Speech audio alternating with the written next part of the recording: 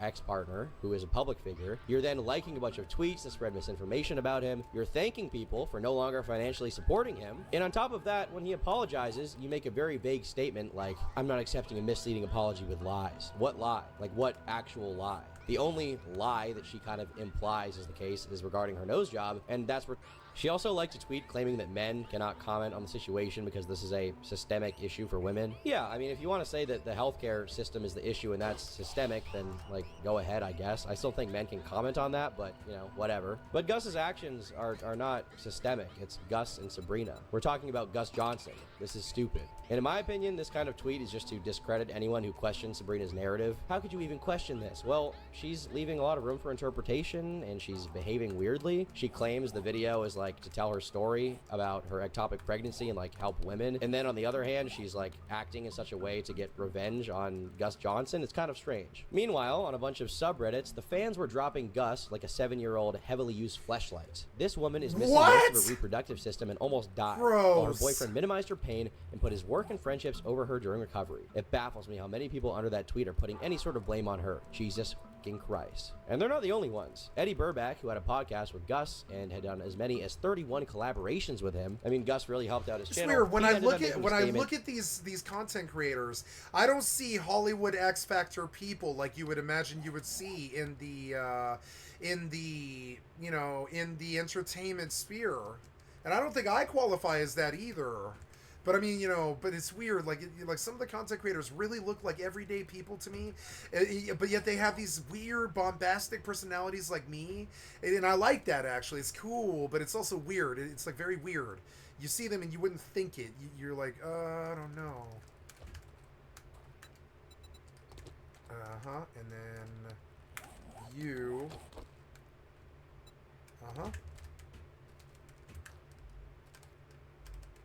Why can't I loot you? There we go. Okay, we are all together now again, which is good. Yes, I need a light, and I want to... Okay, I guess I go south and just see what's south.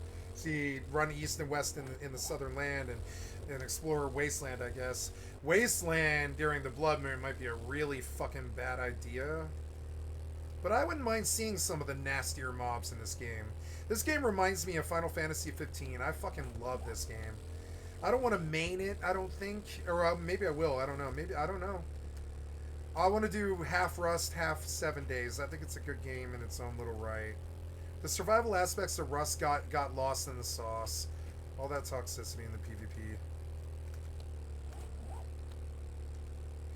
Prim PvP is the best the game has to offer, in my opinion, because everybody gets to do it.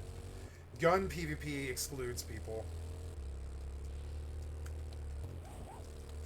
The minute they get shot in the head, really quickly.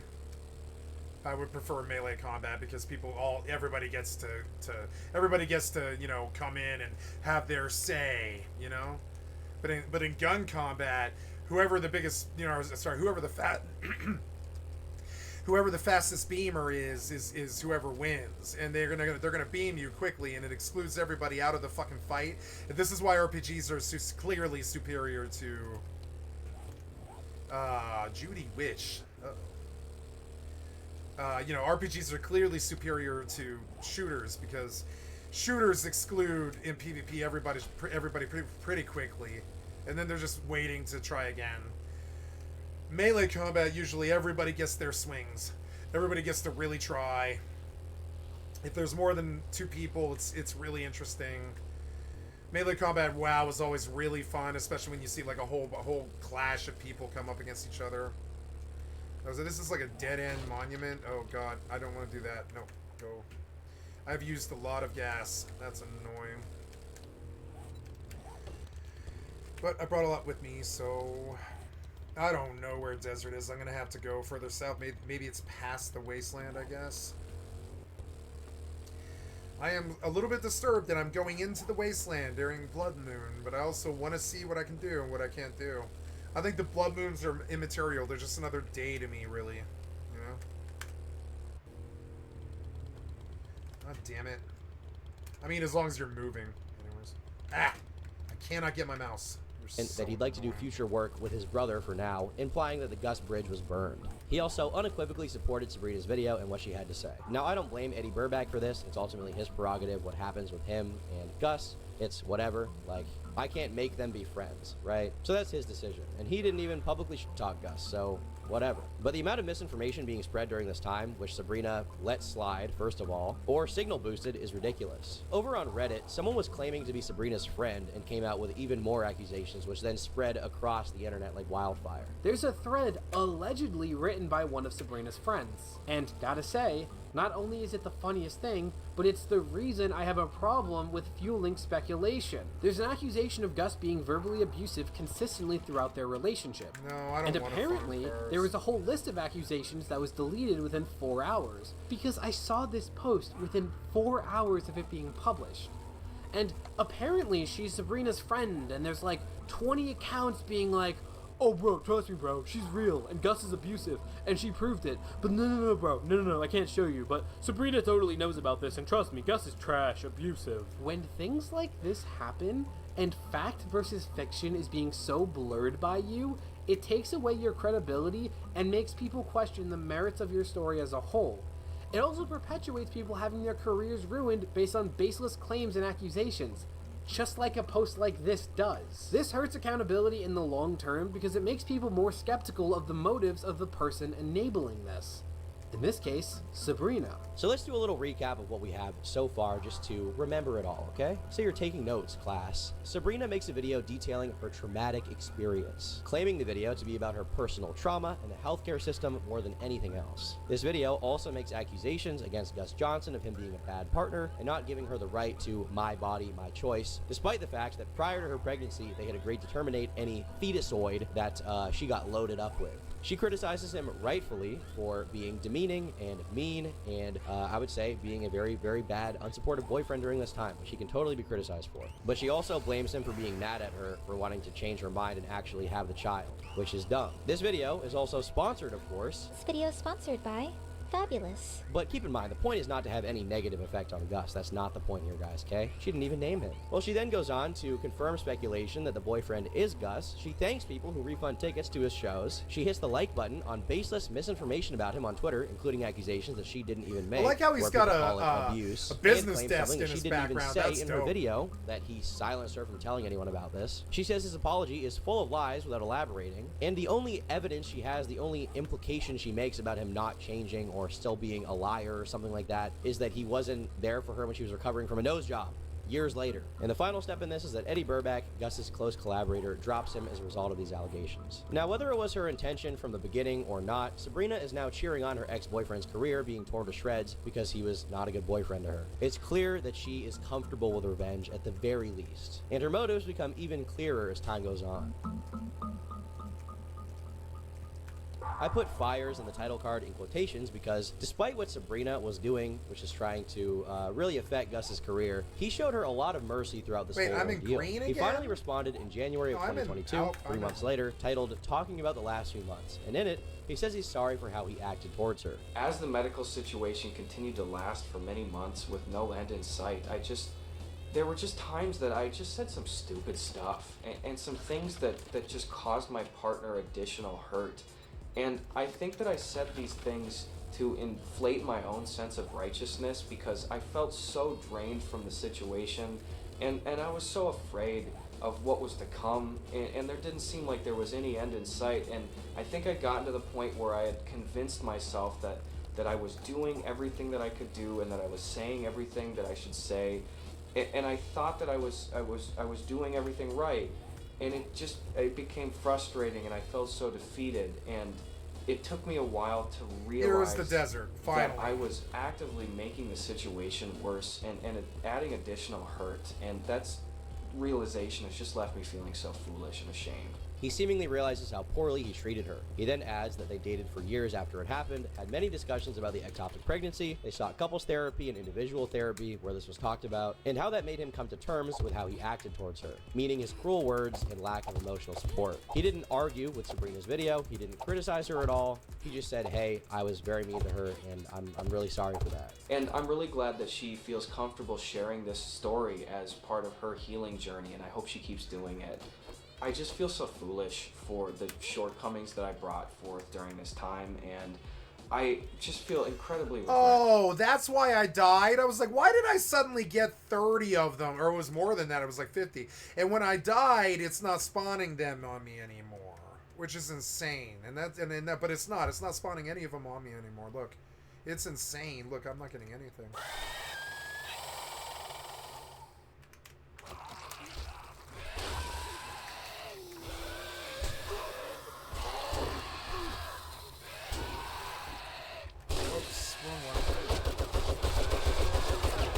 Ooh, that was a bad fall.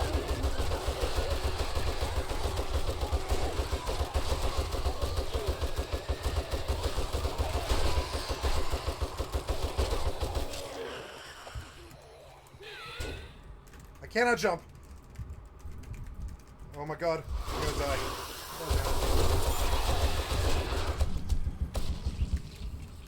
Nope.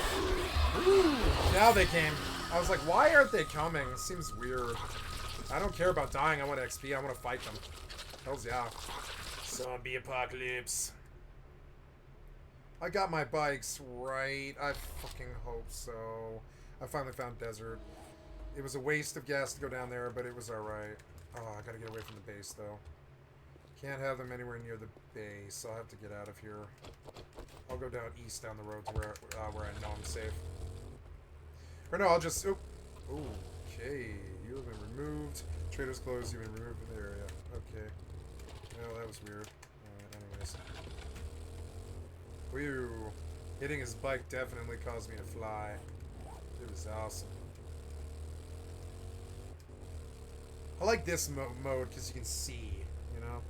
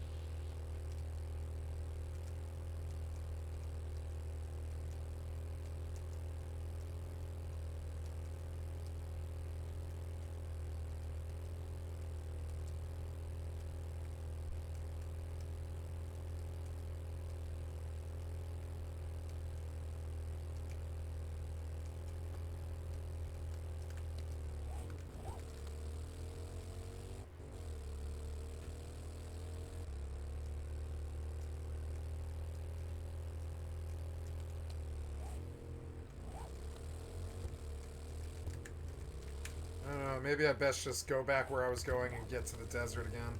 Because it'll end, like, by the time I get there. The bike. I think I maybe should repair the bike before something happens, because if the bike blows up, I'm fucked.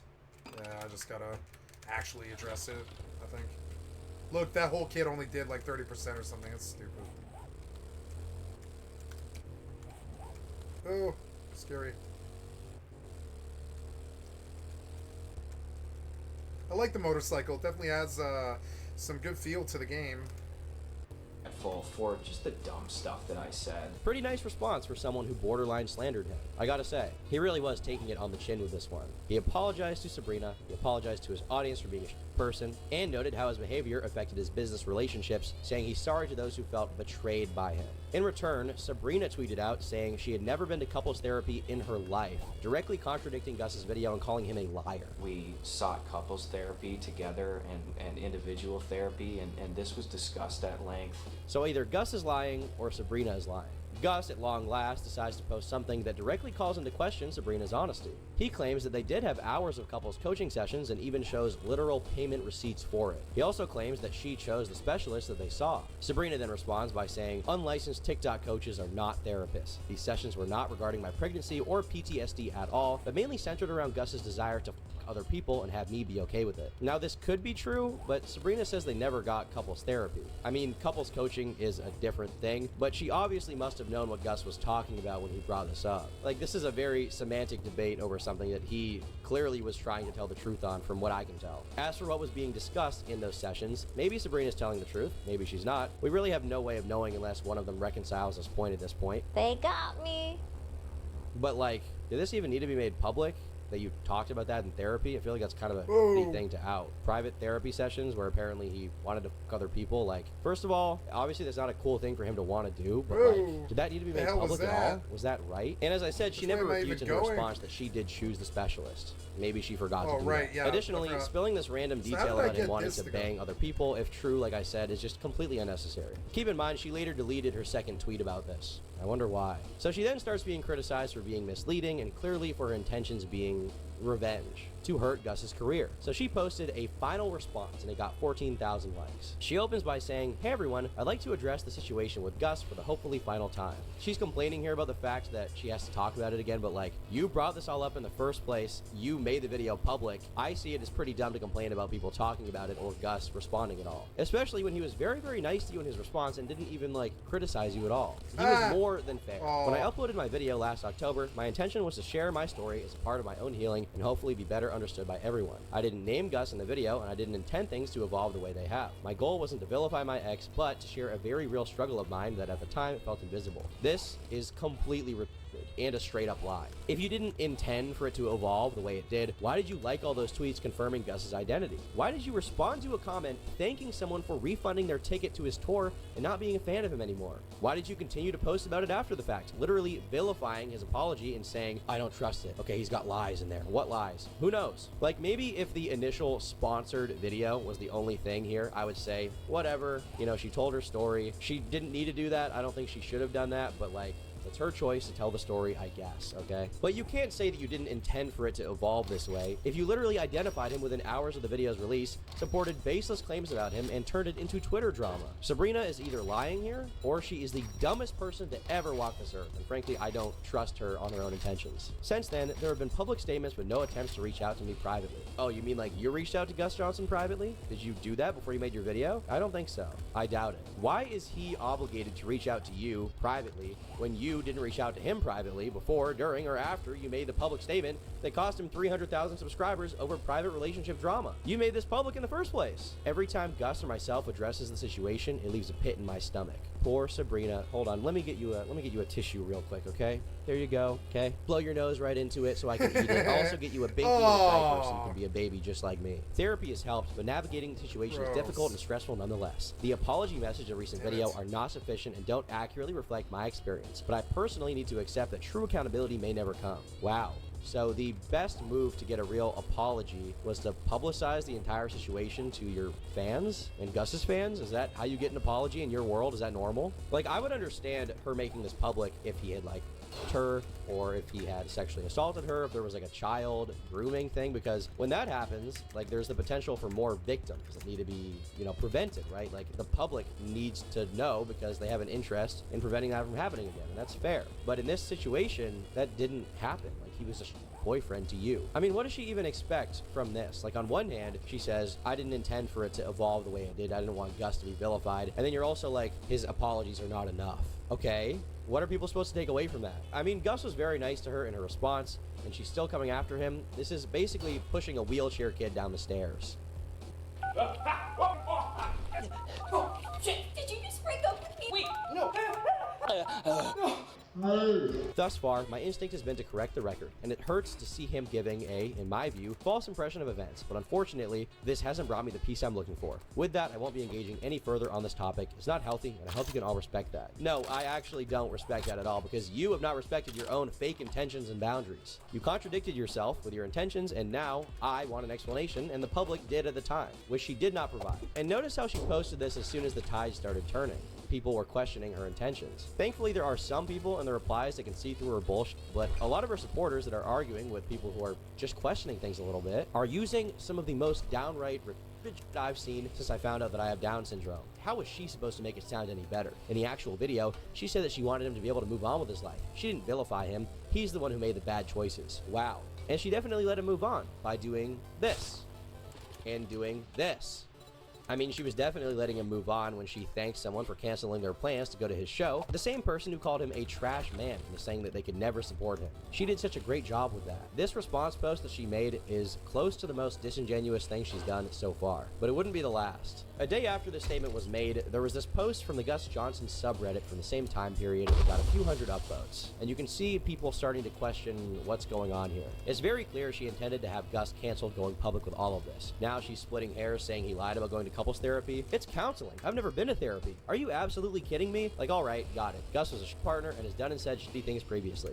So that means you go for blood? An eye for an eye makes the whole world blind. And at this point, it's pathetic and has zero to do with us. If they have any amount of dignity left, they would just move on from this and never mention it again. Keep in mind, everyone initially supported Sabrina pretty much ubiquitously, right? But now, they were finally realizing how callous and dishonest her actions were. Her words say one thing. Her actions speak to another. I mean, keep in mind, the second that he responded to her and caught her in a lie, she deleted her second tweet, and then suddenly she wants it to end. This is clearly a lie, as I've shown like 5 different times. I'm not looking to cancel anybody. So with that being said, if you enjoy Gus's content, by all means, keep watching him. If you want his career to be affected, just say that. Why the constant obfuscation? We can all tell what you want. Now, even with what we have so far, we can definitively say that Sabrina had malicious intentions. She was not honest in her original video, and she's basically trying to ruin Gus's career over something that never needed to come out in the first place. But things died down for a little bit with the situation. They kind of went their separate ways. But a few months after this, Pay Money Wubby enters the picture. I don't laugh at farts anymore.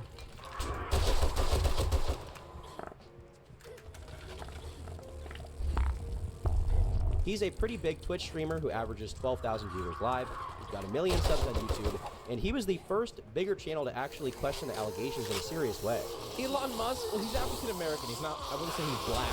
Okay, Wubby, explain this right here. Now, What? prior to the stream of Gus No! going deep into What'd you what do? he You made threw the comments gun or claiming that something? Gus Johnson's You threw the situation gun. What'd you was do? It's not here. a It's not deal here. and didn't I do need anything to. I need to He was then mark the responded to place. by I a need to TikTok mark the place. commentary channel Okay. claimed he was defending God and damn it, you apologizing for fucking abuse. assholes. The TikToker opens by asserting that Gus abused his I girlfriend. can't move. Using your girlfriend is bad. That may come off as common sense to everybody here, but there's a lot of people that just want to brush it under the rug. Wubby then responds to this, as well as the idea that Gus What was medically that? neglected her. I feel really bad for her, but I rewatched the whole thing and I'm completely at a loss You for dropped words the for gun why on the anyone in their ground. right mind who understands the situation would ever say that Gus medically neglected her. I feel like that's a term you would Dropped use my for, gun like, on the someone ground. who You're either constantly cannot take dropping care of- my gun on the ground. What was that? What was that? I have to mark and go back there now. I have to go back there now. All the way back there. You know how long that was? Like half an hour. Because you threw my gun on the ground. I don't have a throw gun on the ground key. Why are you throwing the gun on the ground? You're fucking stupid piece of shit developers. There's no... I checked the keybinds repeatedly. There is no drop gun on the ground. What was that? You, like, dropped the gun on the ground. You're so stupid. Alright. Drop this stupid shit. What was that, man? I don't want to do 20 minutes again just because you suck dick at development. Come on, man. Stop stealing my time for no goddamn reason. You guys suck so much at this. I can't wait until somebody better comes along. New generation or something. You're so bad at this most of the time. Fix your problems. God damn it, man. Why is my gun on the ground, you fucking piece of shit scrub developers? You themselves. know there's no drop Or gun if you're command. A doctor, right? Like if I needed to, if I was assigned by a medical professional to like give someone who couldn't take medicine God damn it, you are and I chose so not to, that's medical annoying. neglect. Gus got accused of not caring because the doctors didn't care. Very important note I'm going to get into here that a lot of people seem to forget. I think the story is so bastardized and stolen from the truth. People forget Gus Johnson didn't take Sabrina's condition seriously Because the doctors didn't. Webby maintains that he feels bad for Sabrina, but also says that the narrative got very out of control and accusations were made that don't fall in line with the truth at all. She then asserts that Gus's comeback video, a skit he made, was designed to mock Sabrina because it was about someone exaggerating their injuries. This video, for context, is basically about that kid in school who always claims to be injured in gym class or whatever. I'm sure a lot of you guys know who this kind of kid is. Oh, Mr. Thompson, I need an ice pack. Yeah, it's a bad one. It's a bad one. Thank you. Oh, I really needed that. Yeah.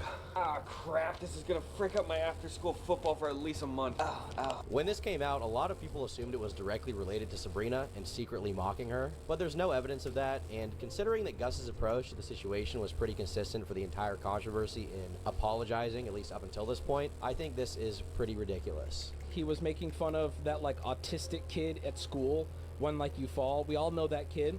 I saw that video. I think this is a perception argument. I think that you can argue maybe don't put that out then, but when I originally saw that video, I didn't even associate that with the Sabrina issue. I didn't even associate those two things at all. The way she's wording it makes it seem like he directly made fun of Sabrina. I associated it with like the autistic kid in gym, which what the video was making fun of. I'm gonna leave that up to interpretation.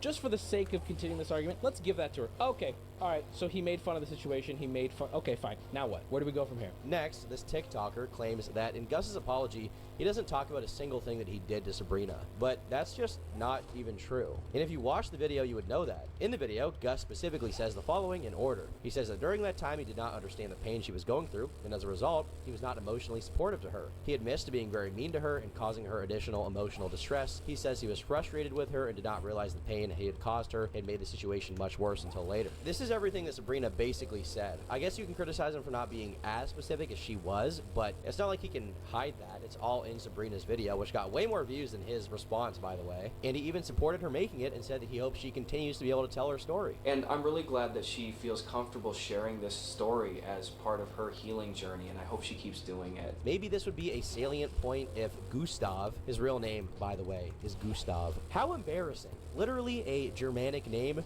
Cringe. But maybe it would be a good point if he had like hidden her video somehow, however he could do that. If he had said, oh, none of that happened, I didn't do anything wrong, then maybe that would have been a decent point you could call him out on, because then he's like directly contradicting her. But he didn't even do that. Now this next point is so awesome and illustrates like one of the greater criticisms around everybody who covered this story. When Sabrina said she had never been to couples therapy, this TikToker saw that and was just like, yep, Gus is lying, you're right. Sabrina went to Twitter and said, never been to couples therapy a day in my life, which is really all I needed to hear. And this is not a responsible way to cover allegations at all for this TikToker. They have a clear bias to believe Sabrina and not believe Gus, no matter what the evidence says. I'm not saying you should necessarily believe either without evidence. I'm not saying you should necessarily just believe Gus just because he says something, but blindly believing one side is very, very bad faith. I don't know who to believe. That's why this shouldn't be public. This sounds really personal. You guys should probably deal with that privately. We don't need to get into a Twitter back and forth on if you went to therapy or not. Sounds like something you guys should be dealing with.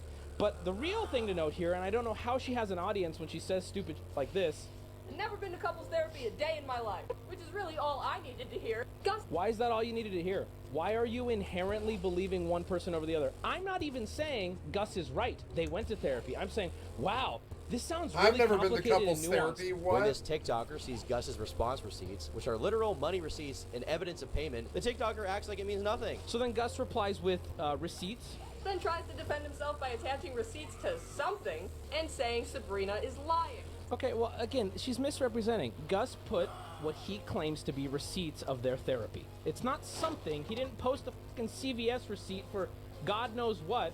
He posted receipts for what he is claiming was their therapy. Again, I want it to be very important here. Note that I'm not saying he is right or she is right. I'm saying, wow, that looks really gross. Maybe this shouldn't be done on public Twitter. And once again, when they see Sabrina's response saying it was a TikTok dating coach, they just laugh about it and then read the claim that Gus wanted to sleep with other people without questioning it at all or even criticizing Sabrina for the fact that she outed this against Gus's will, if it's even true. Whoa! He never responded What? that. But last night was his Oh, comment. Gus never responded Gus is to so that? fucking yeah, I wouldn't spastic and respond to that dumb. either. She's throwing up straw man after straw man argument to Why are try you guys to ignore talking everything Twitter he's saying, and it's hashtags becoming a and he shit? said, she said. So in my Weird opinion, Twitter Gus speak. bowed out at the right time. hey, here's proof I went to therapy. Weird No, we fucking didn't. social And we didn't media talk about it in speak therapy. that- What's Gus to say? Chronically online. You're wrong, but the internet disagrees. I'm chronically with me, online. so- I don't sound like you. Like, what is he to say? What's wrong What do you with you? mean? Come on, dude. Stream on Twitch. And this is really Also, revealing what you spoke about in therapy has got to be one of the most BM things I've ever heard of my entire life. That is a sacred space. So to sit there and be like, actually, in therapy, we talked about this very personal thing that was between us and a therapist. Are you out of your fucking mind? What kind of crazy is that? I'm sorry, but there's no winning here for Sabrina on these Twitter battles because if she's right, she's crazy for releasing therapeutic conversations. Okay, if she's right. If she's wrong, she's lying about what was said in therapy. Where's my How fucking can she gun? win here? What? He's gonna distract me and it's gonna anger me. I'm just trying to figure out what the fuck happened to my gun. What happened to it? Oh my god. I think I ran that direction. I was like, where's my gun? Where's my gun? I shouldn't park here because I can't see the ground. Gotta look very... Put this away or whatever, yeah. Where's my gun? You just, like, erased it. Did it break? When it breaks, does it full-blown just disappear? Well, I guess I've got to re-earn a gun, I guess. That's insane. Like, what the fuck happened here? I was just like, I guess I thought I repaired the weapon, but maybe I didn't. No, what happened here? Where's this gun? It's totally fucking gone. It's just disappeared off this earth. I had this wonderful M60 and now it's gone. That thing was actually hauling ass. It was killing things finally. And of course it's gone instantly. Like everything else in existence. Jesus fucking Christ, man. What was this? What was this? I don't even have a ranged weapon. This is so dumb. I should just die so I can get back home fast. But no, I'm doing something. So annoying.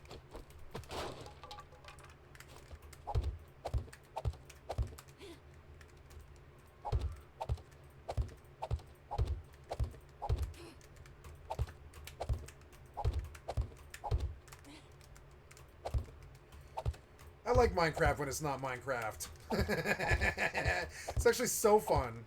Minecraft is so dumb because there's like no combat in it. I mean, there's combat in it, but it's like really bad. Like really bad. Like I like this combat actually. It's clunky and shitty, but I like the combat. I will not lie. So yeah, no, I did need to do like one more little fucking layer. It's so annoying. It's a lot of boxes, but I frankly don't care. I can just chop 2 trees and I'm that man. I can make the boxes. It's slow to place sometimes, which is kind of annoying. What did you do with my gun? It like full broke, I guess. The gun just disappeared. It full blown broke, and like that sucks. That sucks. I'm not used to that sort of system.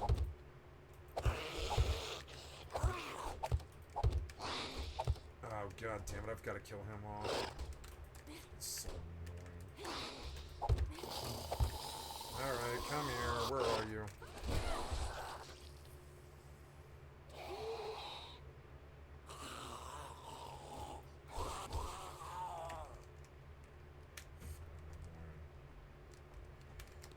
Well, yeah, the birds could come. Well, no, birds. Yeah, there is birds. Yeah, there's birds. Block them out. Birds are so annoying. All right, now pause it. I've got to go pee. I'll be right back, guys. Sorry. Whee. Tilt it back. You know, I don't know why I don't use this pillow. Why don't I use this pillow? Let's see. Would this help? Pillows are good. They do give the support I need.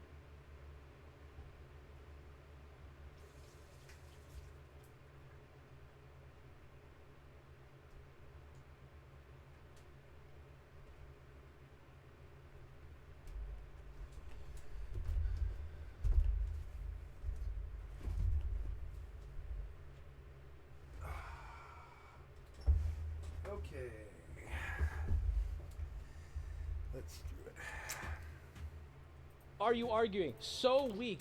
Keep the, you know, I wouldn't have even, if I was this lady and I was like, Sabrina's right, Gus is evil, I would have left the Twitter out of it because it makes her look unhinged, immature, stupid. It's crazy. So DDefault got banned, which is their username over here, then calls out Pay Money Wubby, saying that his take is wrong because Sabrina was, and I quote, abused. And Wubby says, where is that abuse? So not too long ago, Pay Money Wubby caught light of this situation and wanted to talk about it. He had a very neutral stance on it, saying that relationship drama shouldn't be aired publicly, which is something that I wholeheartedly agree with if the person's not being abused. Okay, so, very interesting point, and to an extent I agree.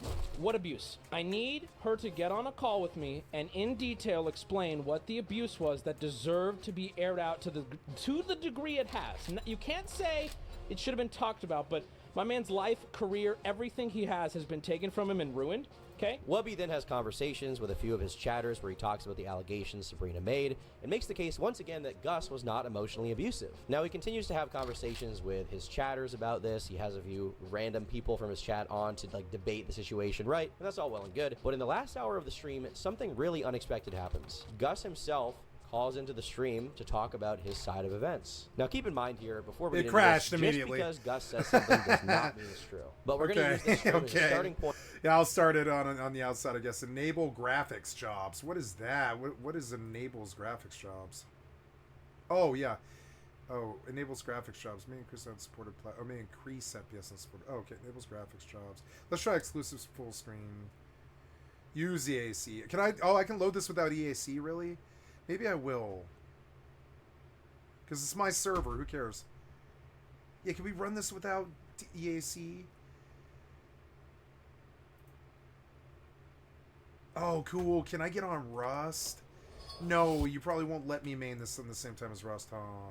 Let's go see. It's not EAC, so it shouldn't have a problem. Let's see. Can you do this? Oh my god, if I get these two games at the same time, I'd be so fucking happy. You gonna give me an error? You gonna give me an error? Point to contrast his... I think Ultra is crazy with the amount of clients I have open, actually. I didn't really realize. Oops. So, let's go back to video, to the quality. I don't think... Oh, yeah, you changed it on me. No, I don't want Ultra. I want high. And the AI sharpening needs to be all the way up.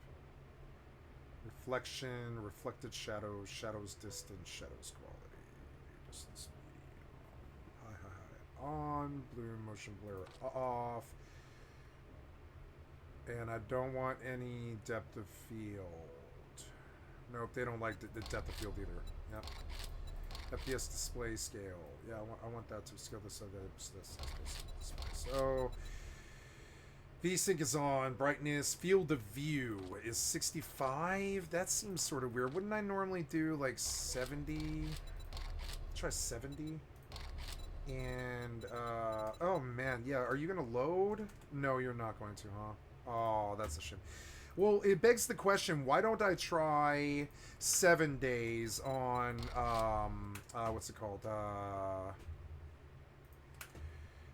What is it? It's, you know, GeForce Now. Let's try 7 days on GeForce Now and just see what it's like. Side with Sabrina's and go from there. Gus opens by saying that what Sabrina went through with the ectopic pregnancy was painful and real, and he says that he doesn't want to minimize any of the trauma she went through from that. He also says he doesn't want to send her any hatred. Now, obviously, by being here and potentially contradicting her story, that may happen to some level, but considering that she made a video with 1 million views calling him a piece of shit and did everything in her power to make sure people knew who it was after the fact, while still absolving herself of responsibility because she didn't name him, I think he has a right to come on someone else's Twitch stream to talk about his side of events. And Gus then gets into the relationship timeline. According to Gus, they began dating when he was 22 and still in college. At the time, they were long distance, with them living in... They look like they belong together to me, though.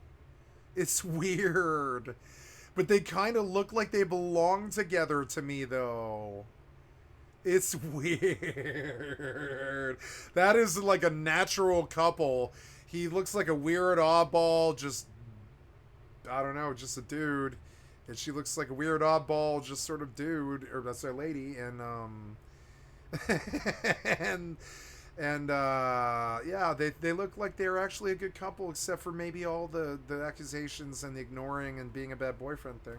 2 different cities. They then moved to Los Angeles in fall of And you guys are like spinning on this news cycle. It seems like Trump's assassination wasn't good enough for something. You need to talk about these people's bad relationship, I guess, or whatever. Seems sort of weird. What are we doing here? Are you like loading or what? You like loaded a weird Steam thing, but it's like canceled. What are we doing here? Load this shit. What are you doing? Close this. What are we on about? Load the game. What are you doing? Hello? Hello? What are you doing? Please stop. Yes, quit. I don't know what you did there. There, you finally loaded the minute I quit. Piece of shit. Load. Yeah, there you go. What was this? You suck dick at this. the same year. Maybe I should ask for my money back. I don't know. You seem like you're really not, like, really, I don't know. And that same fall, she got pregnant. You know, it had been about 2 or 3 months, and she got pregnant that fall. She and I had talked a number of times about what would happen if she did become pregnant. Oh, here we go. And we had both agreed that You're gonna since we were force really CAC, young but that's and, okay. That's didn't alright. really have a lot of our personal life footing in order yet. Neither of us really had any money when we moved out here. We both agreed that it was not, we couldn't give a good life to a child at that time.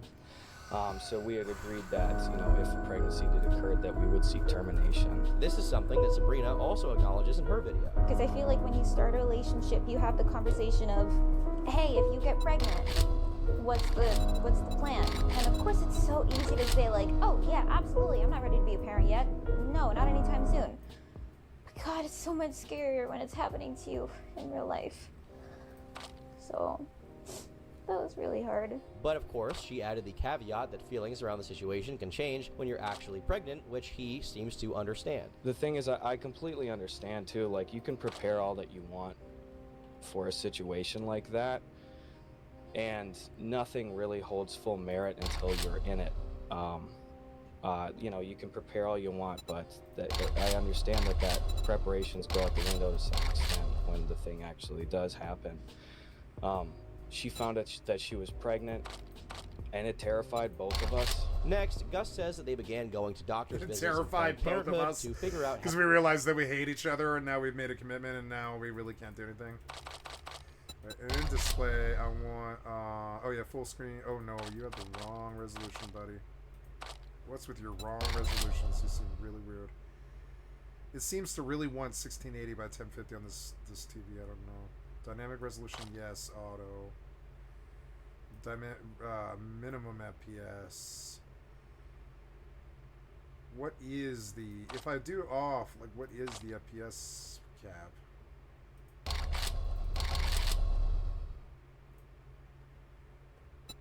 VSyncs on, dynamic resolution scale, auto. Alright, let's just see how GeForce Now UI background opacity, FPS display scale, make that bigger. Dynamic match length lane buffers apply. Oh, I cannot join my server, which is just nuts.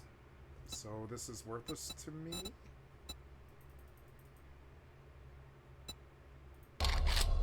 Oh no. Oh, yeah.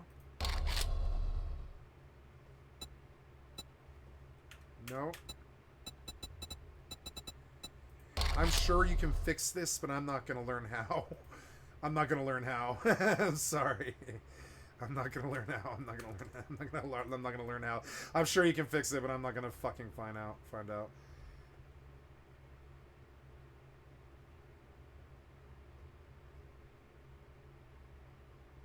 Oh, yeah? Oh, list app data roaming something to this user data folder. Start to default game start options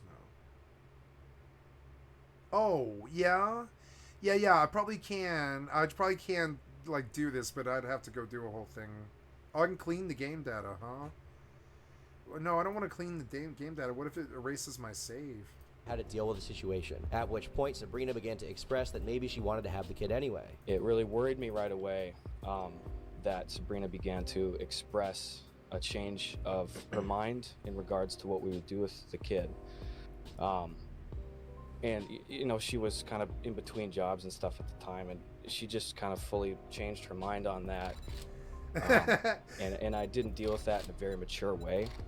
I was really fearful, and I just told her I wasn't ready for this. I feared that it would create a big problem for us in the relationship. You suck. And I just expressed that with her at the time. This is echoed in Sabrina's statement as well, and it's something I criticized her for. I mean, I understand her thinking about wanting to maybe have the kid, and there's a lot of hormones going on, and, you know, she's thinking about the various possibilities that could happen, and she's like, oh, maybe it won't be that bad. But the bottom line is that she agreed beforehand to not have the kid, and now she's thinking about changing her mind, which is obviously going to scare Gus, because that decision would dramatically affect his life. And then being pressured by your partner to do it. It felt like I didn't even have a choice. It really felt like I wasn't even allowed to consider what would happen if I didn't. Now we get to the night of the ectopic pregnancy surgery. Gus fucked up agrees my here that he had HDR chosen to again. work over the first few hours of the hospital visit. He says Maybe he I had made should an turn obligation HDR to film a off. podcast episode with Eddie that evening with a guest, and he says he also felt the pressure to deliver to his new crowdfunded show and deliver on his promise to record and get that podcast out. But he doesn't use this as an excuse. In fact, he just uses it as like an explanation. He acknowledges here that it's his own fault for prioritizing that work over being with Sabrina at the hospital. This is me taking full responsibility for that decision. It's not Eddie or anybody else, you know, that caused that. I just chose to stick behind and honor that obligation. She told me that she was going to the hospital. Now, at the time, neither of them knew how serious this particular visit would be, and that's something that's consistent throughout Gus's retelling and Sabrina's. Wubby then pushes back on the online narrative that Gus was nearly responsible for her death because he chose to go out for drinks instead of being at her life-threatening surgery. Which I'm seeing perpetuated. And I'm assuming that's something how do you feel about that, rather? I mean, like I said, I only wanted the best for her the entire time. I had no idea. Neither of us had any idea how serious the situation was. Going into this entire medical situation, I had never... I think there might have been maybe one time in my adult life at that point that I had been to the doctors myself. Mm-hmm. I was not really familiar with the medical field at all. And, you know, after going to a handful of these doctor's appointments, both together and then her some as well, we figured out stuff as we went. I mean, I just had no experience in this area. And just going into the actual ectopic surgery, you know, like had already been to the doctor a number of times. I really just didn't know what I was doing, and I was really young, and just kind of listening to whatever the doctor said was the next situation. And, you know, knowing the information that we knew after the fact, if we'd known it was an ectopic right away, we would have, and I would have handled the situation differently. Did you at any point question what the doctors were saying when they, you know, when she got diagnosis of, oh, it's not serious? She said, oh, just take Tylenol, wait it out, sweat it out. Did you ever question that? I think both of us were really kind of confused still as to like what the situation was as it was happening. Really, a lot of the kind of confusion didn't start until after the surgery, during the pretty lengthy recovery process that followed there. I was just pretty ignorant to the proceedings, and, you know, I was under a lot of pressures, and I just made some wrong calls, and I was just trying to do the best that I could to be there for my partner, as well as just everything else that I kind of set up in my life. We just didn't know. So the next question Wubby asks is in regards to one of her more serious accusations. Not really serious to me, but whatever. The claim that when she was talking about the abortion, he was stonewalling her and unwilling to even discuss it or consider options. I mean, I totally understand you asking. I can't speak too much to the minutia of conversations that I had, you know, 4 years ago, but we did talk about this a lot. I didn't say that we shouldn't talk about it, but at the same time, I recognized that some of the language that I was using was not the most conducive to a very team-oriented approach of like, what do we do here? I was just really afraid what to do, and we just weren't ready for the situation. And I think that sometimes I just said some stupid stuff. But you know, we knew so badly immediately that we just couldn't even begin to give a good life to a child. You know, we didn't want a child at this point. Neither of us had really planned for this for many years to come, and I was really just, I felt like I was trying to juggle a bunch of different things, and I just felt so much pressure. And I'm not even saying that she put that on me, just the situation was stressful for both of us. I'm not trying to undermine her. I mean, I can't imagine what she had to go through as well. You know, I'm not here at all to discredit any of that stuff, just to try to highlight where we were at in our lives and how difficult of a decision it was. But no, we talked about this pretty extensively. Now, Gus does admit that some of the language he used and the things he said were not very tactful, and he also acknowledges that he may not remember every conversation they had, as it was 4 years prior to WEBby's stream, but he does straight up take responsibility for being way too cruel to her and mean to her, not being the person that she needed. But he maintains there was discussion had about this subject. Next, WEBby asks how Gus was feeling when Sabrina's video came out, and he also asks if there was any warning or notice from Sabrina that it was coming. Keep in mind, Sabrina complained about the fact that Gus never reached out to her privately once her video was made public, so obviously she must have reached out to him before her video was made public, right? It was a complete blindside. After we broke up, I mean, I think a lot of people don't really realize this. You know, this situation happened before her video came out. It had happened about 3 years prior. I think already there were a lot of folks that maybe thought that this had happened really recently. It happened about 3 years prior, and we had stayed together for the 3 years after that. You know, and during this time we talked about the situation a lot.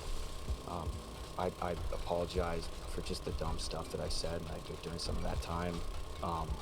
And I thought that, you know, after both speaking with this so much and then also seeking some external professional help, you know, that this had been in a place where we both realized where we were at. And at the time when this happened, and it was a really painful, traumatic experience for both of us.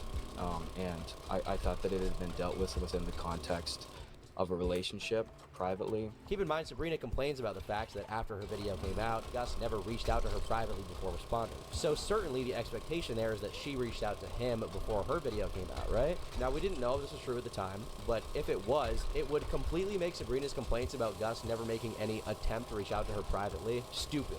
Like, she is straight up unable to make that criticism. Next, Gus talks about his side of the ectopic pregnancy situation. He says that in the months following what happened, they went to countless doctors, specialists, and urgent care.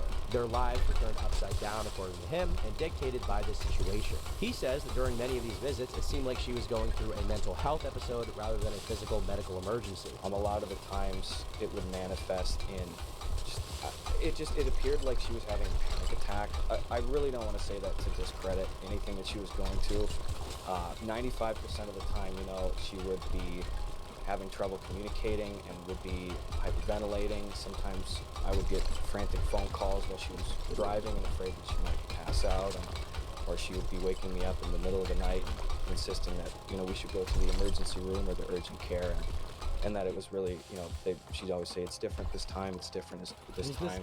Was this after the surgery? This was after the surgery, and it continued for many months, pretty heavily, and it was not uncommon for us to have a few days in a row where both of us were getting just a couple hours of sleep at night, at best.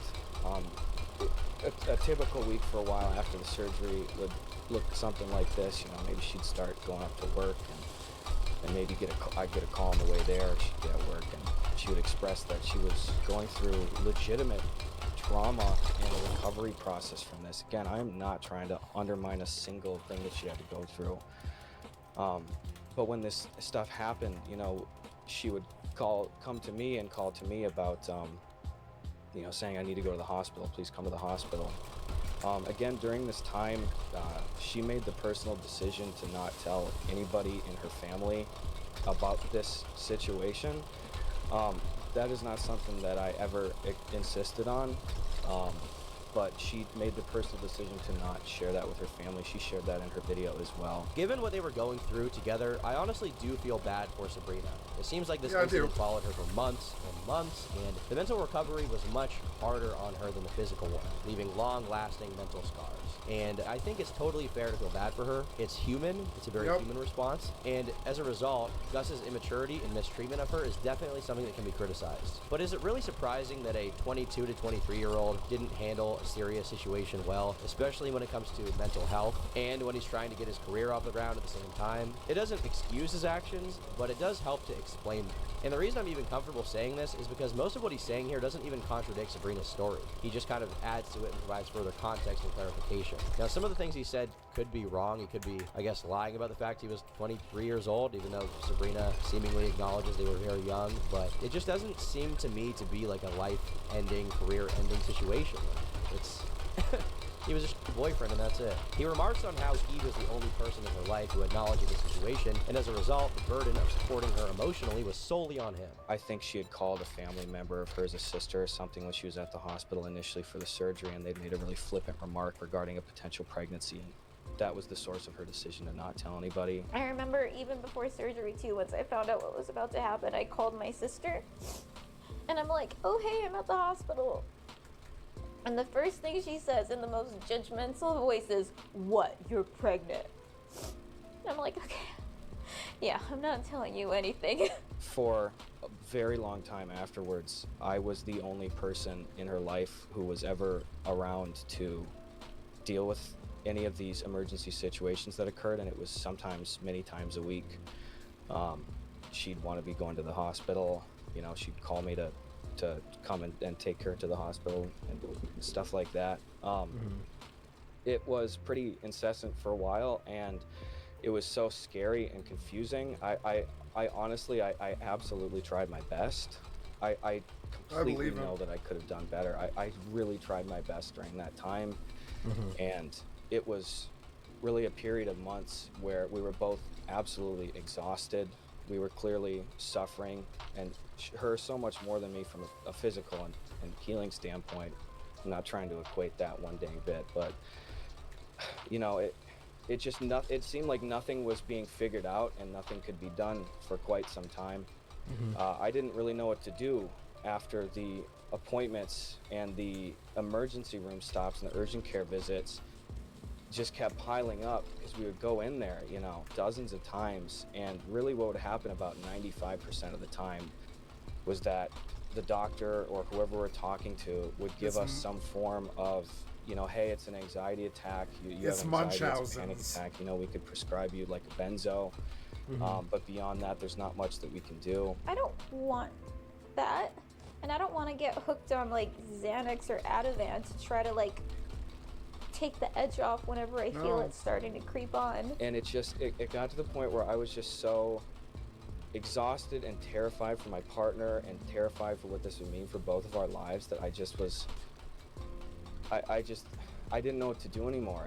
And the thing is, during this time, people can become, that lasted for months, you know, people can become like a ton of bricks. They can just bring you down if they're going through something. And you need to be there, then you need to be there. But it doesn't change the fact that they can still be an anchor while you're drowning. It's still something that can happen. Happens to humans a lot. You can't be Superman all the time and try to be this person's, like, totally good, like, you know, mate and be there and do a career and raise kids and all this other stuff. And this happens to humans all the fucking time. This is how marriages detonate, and divorce is often about that one person eventually just stops doing the work that's required to keep a relationship running well. It's a lot of work. Like, I think people like would be critical of me that I haven't dated much lately, but I mean, honestly, it's been so fucking nice. I did since the age of 16 until I was 38 or something like that, I was with somebody at all times, pretty much. There was times when I was like single, when I was like playing WoW, but there were girls around still. There was always girls around. And I am just not really willing to, I did that for so long from the age of 16 until I was like 23, and then I finally was single. I was with a girl for 7 years, and then from 25 until 31, I pursued my best friend, and when she moved to California, I attempted suicide. And I was never with her. She was with somebody else during that time, so I just sort of chilled. I was living next door to her. And then my best friend was my male best friend was on one side, and my female best friend was on the other, and we all knew.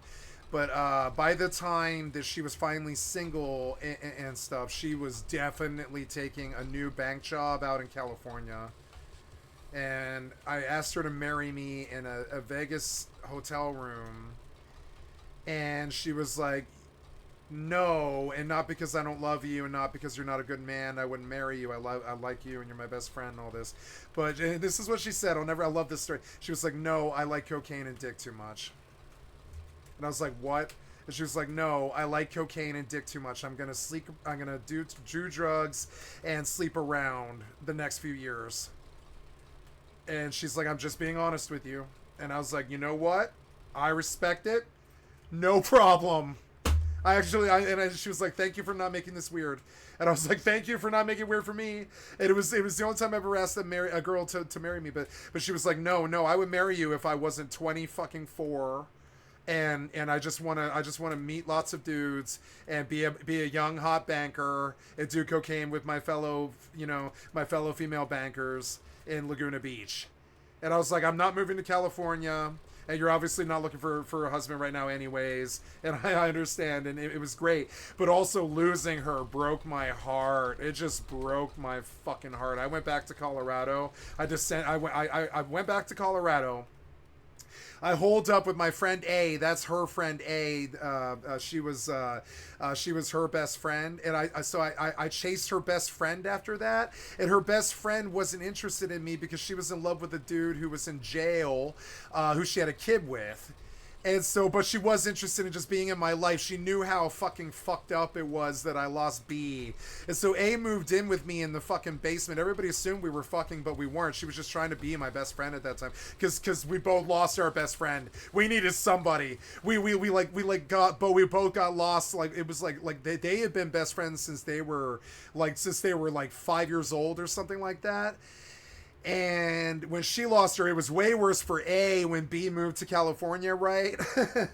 And I love my friend A, and I'll tell the story. It's a really beautiful little story. I'd like to write a book about it someday, but I just never have any fucking time.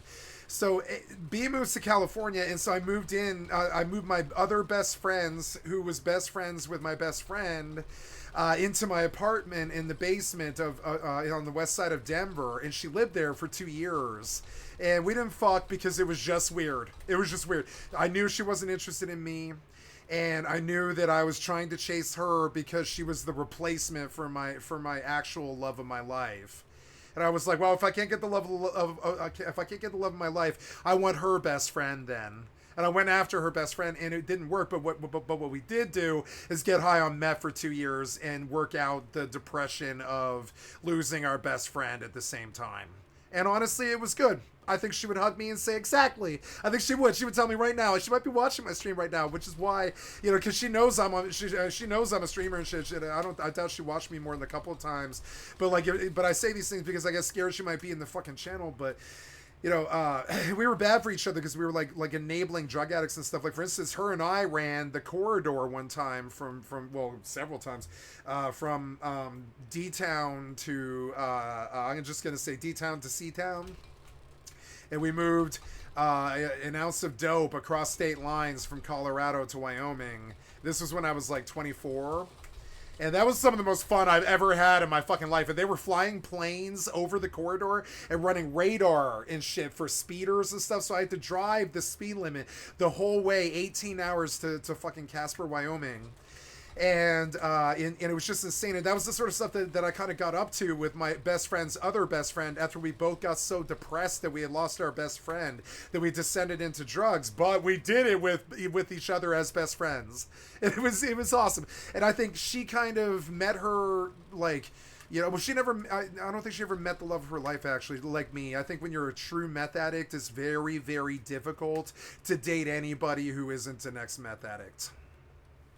That's one of the reasons why my best friend is sort of. Anyways, and so the it's very, very difficult to deal with people who are like, you know, not meth addicts when, or to date people. Like, for instance, I'm struggling with, like, for instance, like, Bagon lives only 20 minutes away from me, which is such a funny small world thing. I did not grow up with Bagon. I've known him for 20 years, but, well, I guess I did grow up with him, but I did not know him until I was 20 or something like that, I think. Yeah, I think it was like 20, somewhere around there, I think. We didn't really become friends until I was like 20 anyways. And I've known him now, I think, like, like 21 years or something like that. But it's funny, and I moved out to the West Coast, and he lives on the West Coast. And when I moved out here, I incidentally moved 20 minutes away from who is technically sitting in my best friend spot right now. One of the crazy things about skycat.live is I work through so many people all the time that I never truly have a best friend for very long, unless they're the ones who've hung around for like 10 years. And I'm constantly looking for the people who stay. And so, because I'm too crazy to be friends with most people. And so I told Begon the other day, I was like, yeah, you might think that you want to be friends and meet in real life, go hang out at the fair kind of thing, but your kids shouldn't be around me. And you shouldn't be around me, really. You're a good family man. I'm an ex-kingpin. And maybe in like 10 years, when all of the bullshit and all of the people and some of my sources are dead of old age, and, you know, they're not old age, but, you know, just sort of like out of the game and stuff. By old age, I mean like dead out of the game, right? They're like dead out of the game, and I don't need to worry about some of them anymore. I might be willing to go around like a friend and their kids, but one of the problems about being a fucking ex-kingpin is you're not really willing to go around your fucking friends' families. And I don't know if you've ever been in that situation, but I have. You're actually not really willing to go around their families, and the reason why is because you're never really sure if someone's just going to jump you at any goddamn point. Like, I think the stalker thought that they might have some kind of sway over me with some kind of physical threat or something like that. Fuck no, dude. I've lived under the threat of physical murder for, like, I don't know, 7.5 years or something like that, and it could come from 3 different people. And honestly, it's like, join the fucking club, and I never did anything to these people either. But it's crazy. I do have 3 people who definitely have either tried before or either hate me that way or whatever, and for no good goddamn reason at all. So join the goddamn club. Plus there was all the other people, like, in my older life that are all crazy. They're all crazy. Like my friend A, that's a different friend A. I got a lot of girls who all start with the name A. I have another friend A who's in the drug scene and still is, and she runs the goddamn city of Denver. I'm not kidding. She's the #1 drug dealer in Denver. And, like, I don't say that lightly. Like she, like, money is no object to her. Like love is her. Well, I wouldn't say love, but the love of the game is why she does it. She's like that LA crack dealer lady. I forget the name. She's like the white version of that. And so honestly, I don't feel safe going around.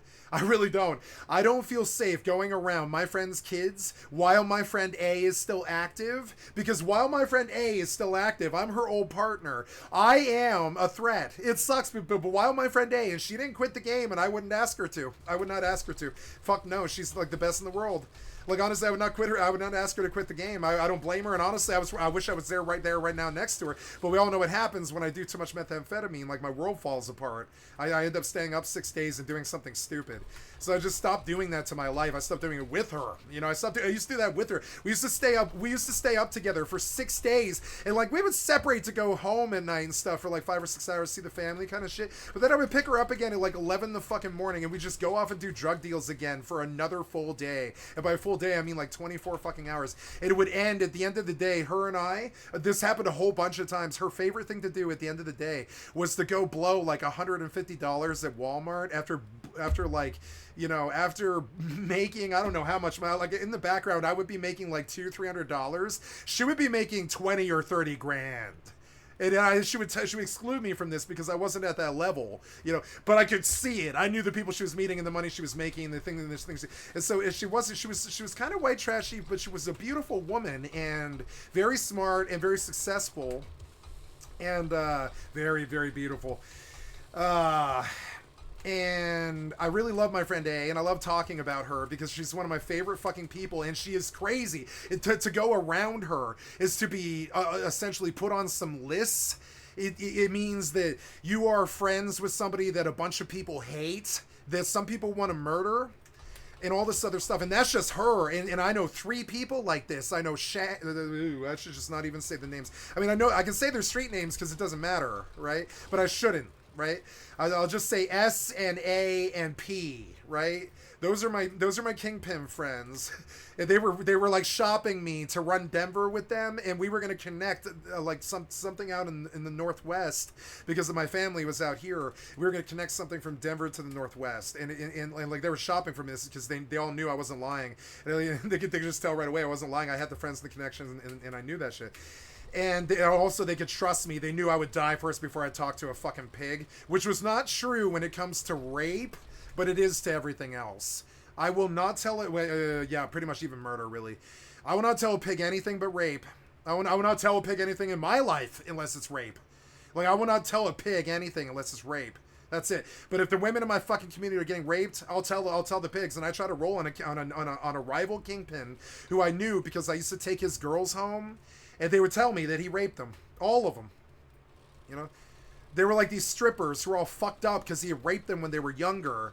And then he would just, because he raped them, they were younger, they became strippers and like escorts and shit. And then he would patronize them. And his damage was what, like, set like 5 or 6 beautiful fucking young Denver, wonderful women socialite, like hooker types, into like the depths of blackness. I saw some of them cry in the car on the way home after they had fucked him. And they would tell me, like, I just fucked the guy who first raped me. And I'd be like, Jesus fucking Christ, why? And they'd be like, well, because he pays good money and I need it. You know? I turned that asshole in. But when the pigs went and talked to me about it, they laughed in my face and they were like, no, he's out of jurisdiction. And I'll never forget this. And I went through 4.5 years of pain after that, suffering. Just you know, bullshit from the system, probation violation, and threatening to put me in jail for 10 years and all this other stupid ass shit. And like, and so this is why I can't explain it to Bagon without. I've been trying to think of the words to tell him. But that is the words, and I can say it easily on the stream because I don't have like an audience. But if you have to tell someone else this, oftentimes they'll just leave your life. If you tell people this, they will leave your life. I'm not saying, you know, if I tell my family this, they might leave my life, you know. I mean, they wouldn't, but they wouldn't want to hear it, you know. I'm sure I'm sure they'll hear it sooner or later, but I mean, it is true. And like, I tell them if they ask me, but they don't ask, and I don't want to tell them, you know. And that's every you know, never to the twain shall meet. It works out for me, you know. Trying to get to 60,000 oil shell, guys, which is why I'm down here for an hour. And after this, I have to go do potassium, which I'll be down in for an hour doing that. And after that, I have to go do iron, and then after that, I have to go do, oh god, I forget what else, but it's like clay, I think, clay. So yep, just get used to me jackhammering your fucking butthole all goddamn night, baby. So. And I'll tell my stories, and I'll watch my fucking stories, you know, and I'll tell my stories, right? So I can't go around Bagon's, well, I can go around Bagon probably because he doesn't care. He's a man, he can make his own goddamn decisions. But I can't ever be in his personal life around his kids or his family because while A is active, I am still essentially under, like, not lethal threat, but lethal, like, warning. Where if I ever show up in the scene again without protection or the backing, I could definitely lose my life. And I've never said this on stream, but it is absolutely true. I promise you. I wouldn't say these things. And so, you know, and so all the time when I go around stuff like my family, I'm like, well, they're stuck with me, you know? They're my fucking family. I would take a bullet for them, and that's the trade. They have to, like, put up with me having a terrible past and essentially maybe putting them at risk. But the difference is, I never burned anybody. I never harmed anybody. I never jacked a fucking customer. I never gave them dope that I didn't give them back later if it was bad or anything like that. If I gave them bad dope, I didn't know. And that's that moment, I would just go right back to the source demand. And one of the reasons I like my Kingpin friends is I could go back and be like, this sack is goddamn garbage. Take it fucking back. Give me my fucking money or give me another sack, right? And they have me sit there for sometimes 2-3 hours. And this happened probably like 20-30 times because they don't know if their supply sucks or not. They don't know. They use so many different supplies. They don't know. So, like, then the supply comes in, and then everybody in the scene starts smoking the dope. It won't crack up, and then you're fucked. So then you're like, you go back. So then this is the difference between a kingpin and a normal person, right? If you can go back and get your fucking money back from the source, you're a kingpin. If you can't, you're a dealer, right? If you can go back to your source and get your ounce back in terms of money or product, you are a kingpin. And anybody on the streets will tell this. Will tell you this. That's the difference. Because you are connected. You have a crew. You have people that you run with. You have people that you owe time to. There's people that you will do time for. Like I would do time for my friend A if I needed to. You know, and then not ever I would need to because I have nothing pending, nothing going on, nothing sitting from the past, nothing at all. I'm completely 110% scot-free from the game. I'm too smart to get stuck up in something like that for very long. But I have a story like that. All the girls understand my story when I tell them, you know. But it was true. It is true. And like and so oh shit. Oh, can I kill him with the auger? Does that work? No. Can I kill him with this thing? Yeah, kill him with this thing. Ooh. What did you do to my M60? I hate you so much. You're so annoying. Where is my FFXI? Went away. Yeah, and so and that's the difference. If you can go to your people and get your shit back with absolutely no questions asked, with nobody being like, no, it's $1,600, fuck no, right? Never got that because I actually was connected in the scene. If you can go back to your fucking source and demand your money back, you know, you might have a dealer or a friend who you're under if you're like a supplier or something like that. But if you're actually so like hooked up that you can just take the fucking entire fucking ounce or more, you know, or more sometimes, like a QP. So I've dealt with as high as a QP. If you get up to high as like a QP or something like that, you need to be able to go back to the fucking source and be like, this is garbage, and just show them, right? And if you can do that, you're not a drug dealer anymore. You are a kingpin. You have connections that mean that any threat could come at any given goddamn time. It sucks, but it is true. I don't tell my family this. I would tell them if they asked, but I don't tell them this because I'm not proud of it. But it is true. The stuff that I did with A for about 2 years and 7 months, some there like that, was really dangerous, and I have a lot of witnesses, and I know about some overdose deaths, and I know about some rapes, I know about some murders, I know about some junk that killed some people, and it had nothing to do with me. None of this stuff had anything to do with me. God's honest truth, you know, Scout's honor kind of thing. Drug dealers, Scout's honor, you know. I don't deal in violence or pain or suffering or torture or anything like that, and that's why I never got too big with it. You know, it's because like that is counterproductive to like what you are doing. Business has nothing to do with violence, and I would say any businessman will tell you so. The only reason that drug dealers engage in violence, which is why they're so universally despised in the community, is because the pigs fucking shoot at them. So they start strapping up to fight pigs, and then they end up fighting other criminals when they get robbed. And that's the truth about being a fucking drug dealer. Like, most of the time when you go to jail for some kind of gun charge or whatever, this is because you are strapped up to deal with pigs robbing you, and you end up shooting another criminal. You know what I'm saying? It's fucked up like that.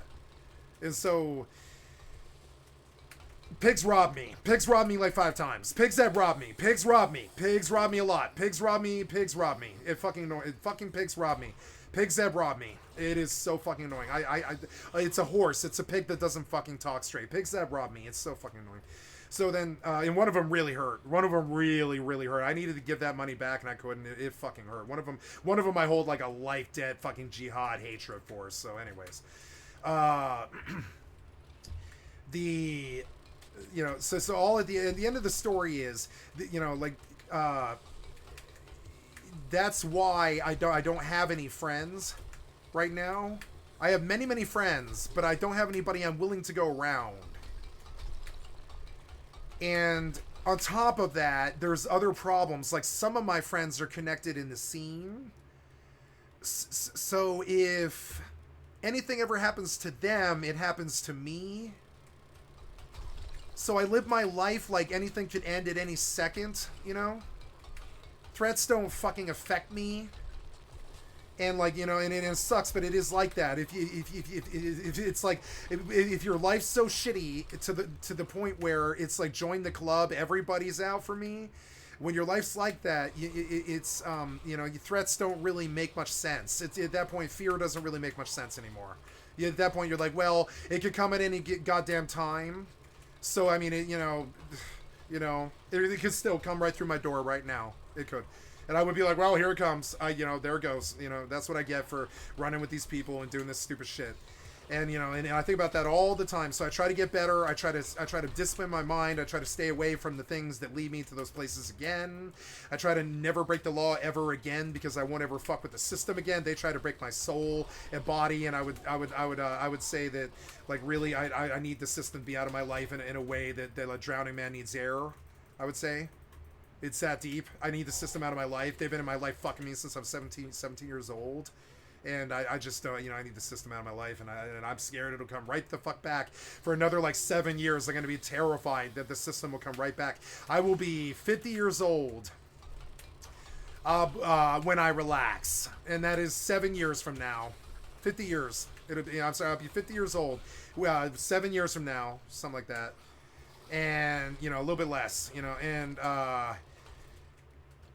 little less, little more, you know, and, yep, and I just don't have the luxury of being around normies yet, and Begon is a normie, and I love normies, and I relate to them better than I do drug dealers, although I relate to both really well. And but I am not a normie, and so going around normies is not only a really uncomfortable thing for me, it's also a social thing for me, because remember, I hung out with tweakers and drug dealers and fucking gang people and fucking prostitutes and strippers and shit for like 10 years. And so when I go around normies, there's this inherent like disdain for them that I have, because they just never had to do anything to survive. They just had their lives kind of handed to them. Like they had, you know, I have a deep resentment for normies kind of. So I also see that. But the internet is, I've learned that the internet is an extremely strong filter for my disdain of normal people. And the disdain is not some dislike of them. The disdain is jealousy and greed. It's some of the 7 deadly sins shit that they talked about in 7, right? I have some disdain for normal people who didn't have to fucking scrabble on the goddamn streets to survive for 10 years. I really do. I have some disdain for the people who weren't put through that. Honestly, like most of the homeless people on the streets are treated with disdain by the right wing and all these other fucking people. But honestly, I consider them the actual true Americans. The stone that the builder refused shall be the head cornerstone. And this is scripture for a reason, because like, you know, if you pariah people, they will take over. It's something about how God's plan works. If you shove somebody out, they take control of the game. I don't know why it's like that. And so I feel poised to sort of take control of the game if I can, like being a streamer or something like that. So I just keep trying to goddamn provide content however the fuck I can. I don't care about what other people think about it, because I could die at any second, essentially. Now, I won't die because I never crossed anybody. I made a point of never crossing it. I mean, I crossed the man who I put in jail, but he made an attempt on my woman and my life first. You know what I'm saying? There's a fucking difference. And so, you know, I never did anything to him. You know, I put him in jail because he fucking came to a place with a circular saw, and I called the cops like a good American should when they're being attacked by a fucking maniac with a circular saw. And yeah, that makes me a snitch, but it also sort of like, you know, you tried to kill me with a circular saw and I wasn't armed. So I called people who were armed to make you stop, you know? Had I been armed, I would have dealt with it myself, you know? So, you know... it was bitter and it's fucked up, and I almost never talk about this anymore, but it's part of the fucking story, you know. It's part of all of this. I look at other people who have like normal lives. I think about maybe making a friendship deeper with somebody like Begon, and I'm like, yeah, maybe when I'm 50 we can retire into old age together, after maybe A is too old to be in the game anymore, and I don't have people gunning for me, and I don't have fucking friends that have smoked pounds and pounds of methamphetamine like me, who have smoked pounds and pounds of heroin like me, who have definitely done so much marijuana and drank all of their goddamn lives and lived the mile high like it was a fucking religion, you know what I'm saying? Like, Mile High is my religion. It's the closest thing I have to a religion beyond love is Mile High. It's this state of complete bliss when you're on like 5 different drugs in the Mile High, and you're like, you know, you're in Denver and you're 5,280 miles above sea level, and your head is light, and you're on 5 different drugs like heroin, methamphetamine, tobacco, alcohol, maybe some Xanax or downers of some sort or something like that, and maybe some good Mexican food or something like that. And that is the MMO lifestyle. That is the, you know, that is who skycat.live is. That's who I've always been. I've never hidden it. But the normies like me. They like me. They see that I can maybe run for president or something like that. But I don't have the luxury of having a normal life like them. I had to scrabble on the goddamn streets for most of my goddamn life. Like, for 10 years it was okay. I had my friends and I was living in an apartment when the rent was affordable. But when they raised the rent to $1,200 overnight, I just went to the motherfucking streets. I moved to a car, and then a fucking tent, and then a fucking burnt out restaurant, and then a fucking, you know, and then eventually a madhouse for 2 years. And that was the whole 9 years, you know? And I tell these stories because I need them off my back and not plaguing me anymore. But another reason is like, I think the normies think that I can relate to them or something. Fuck no. I think Begon thinks that I can relate to him. Fuck no. Fuck no. Nope. Not in the real life. Nope, nope, nope. Even if we did both come up in the lower class, we have a lot in common in that respect. But I know that he never did have to sacrifice his fucking morals to get by, or, you know, or run some game on somebody, or steal credit cards, or steal cars, or any other shit that I did when I was running in the fucking West Side ghetto of motherfucking Denver with a methamphetamine addiction and a heroin addiction and a drug dealer addiction and a woman addiction and a problem addiction and a fucking getting busted addiction and all this other stupid ass shit. And like, I don't know, you know, and so, you know, yeah, and I talk about it all the time. So like, so normie is like, oh man, we man, like you're like my best friend.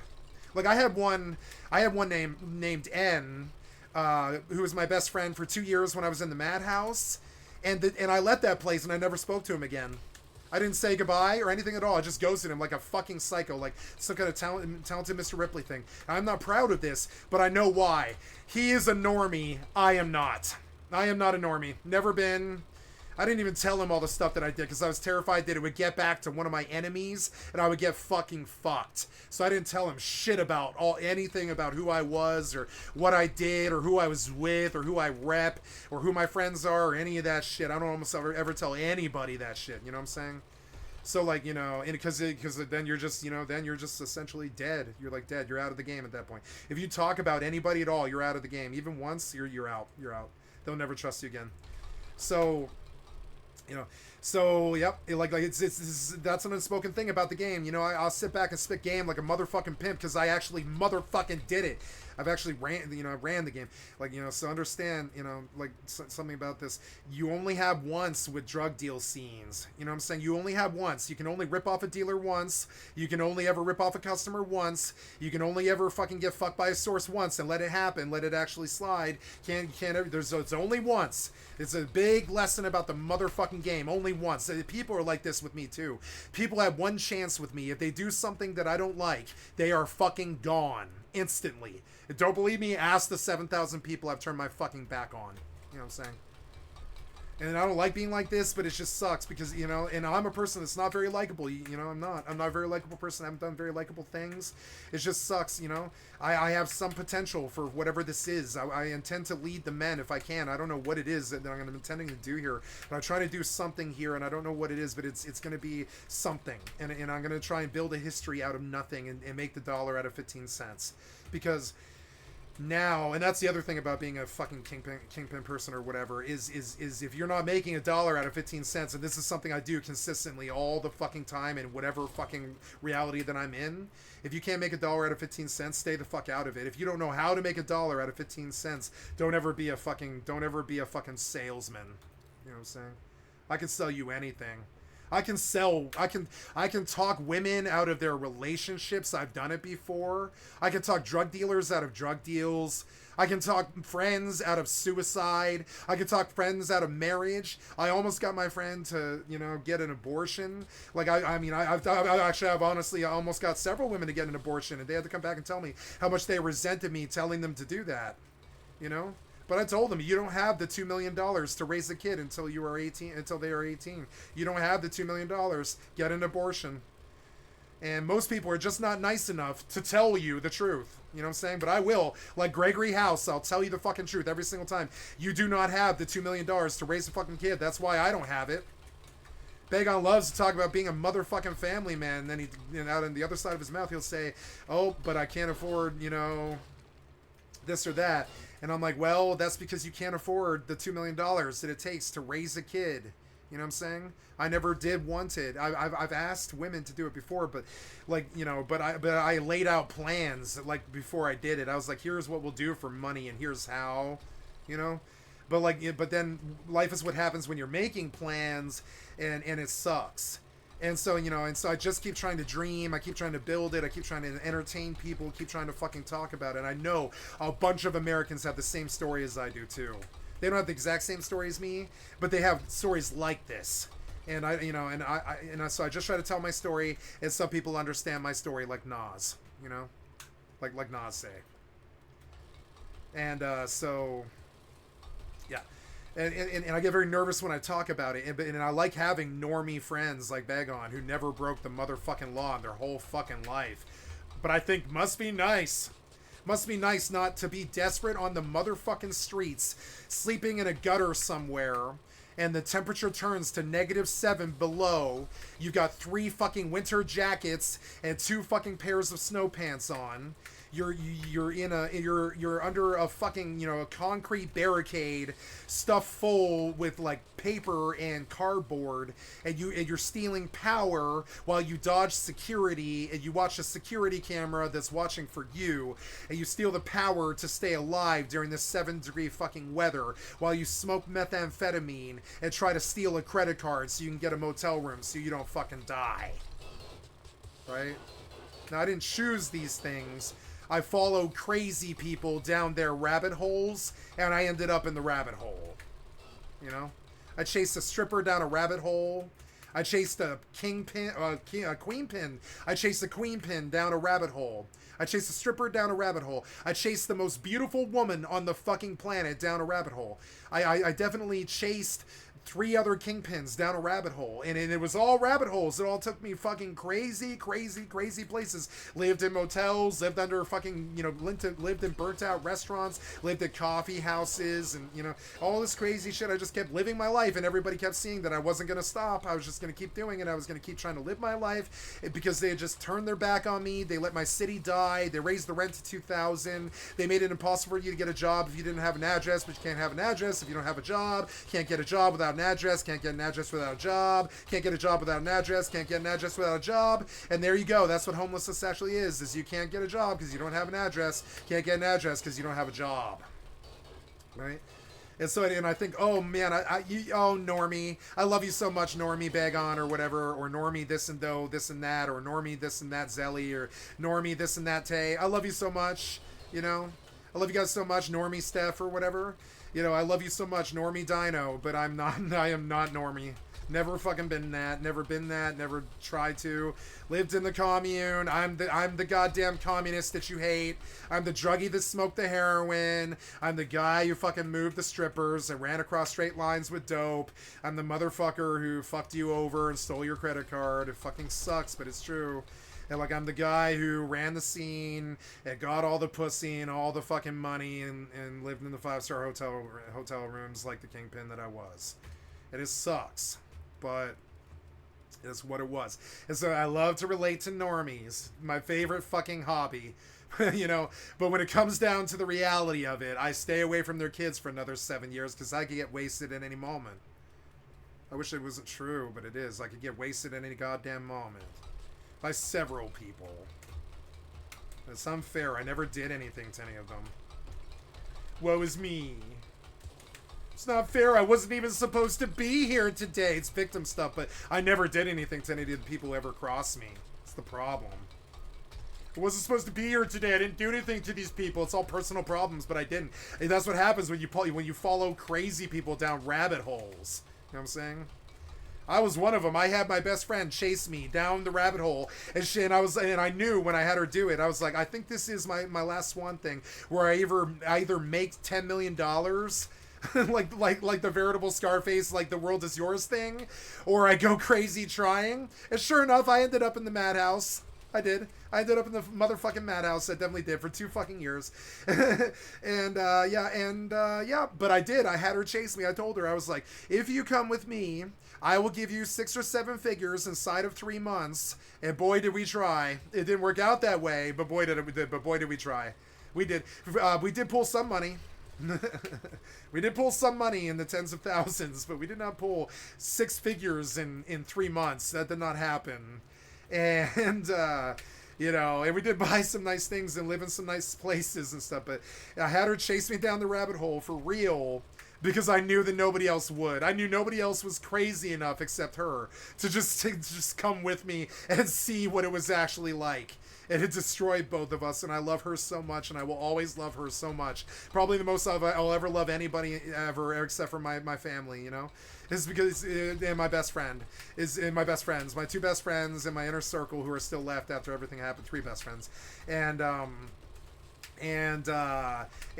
my other female best friend and my family are like the 7 people that I'm willing to talk to anymore. And when I do talk to them, I do it remotely from DMs or cell phones and stuff, and I try not to see them as much as possible, and they think that I'm distant, but no, I can't go around my friend Kay, who went to jail for 5 years because he attempted suicide in a house full of children, because I might get him hurt. And this motherfucker, he let me stay at his house for, not motherfucker, but this awesome man let me live at his house on and off for 10 years. He was there for me every time I needed him. He picked me up places. He bailed me out. He bought me food, got me drunk. All he wanted was friendship.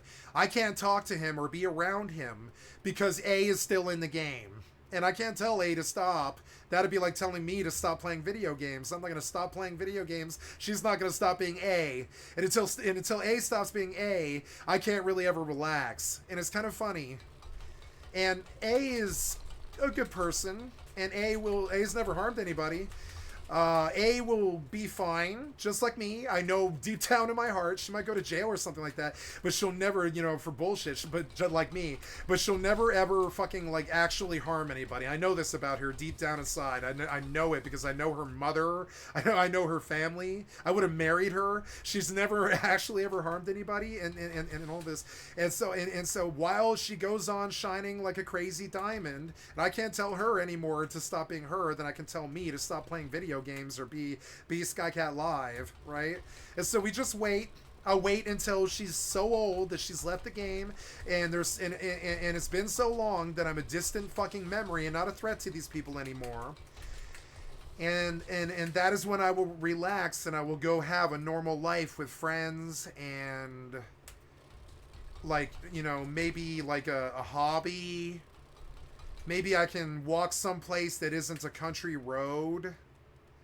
Maybe I can, you know, maybe I can go back to the place of my birth and visit without feeling like I could lose my life.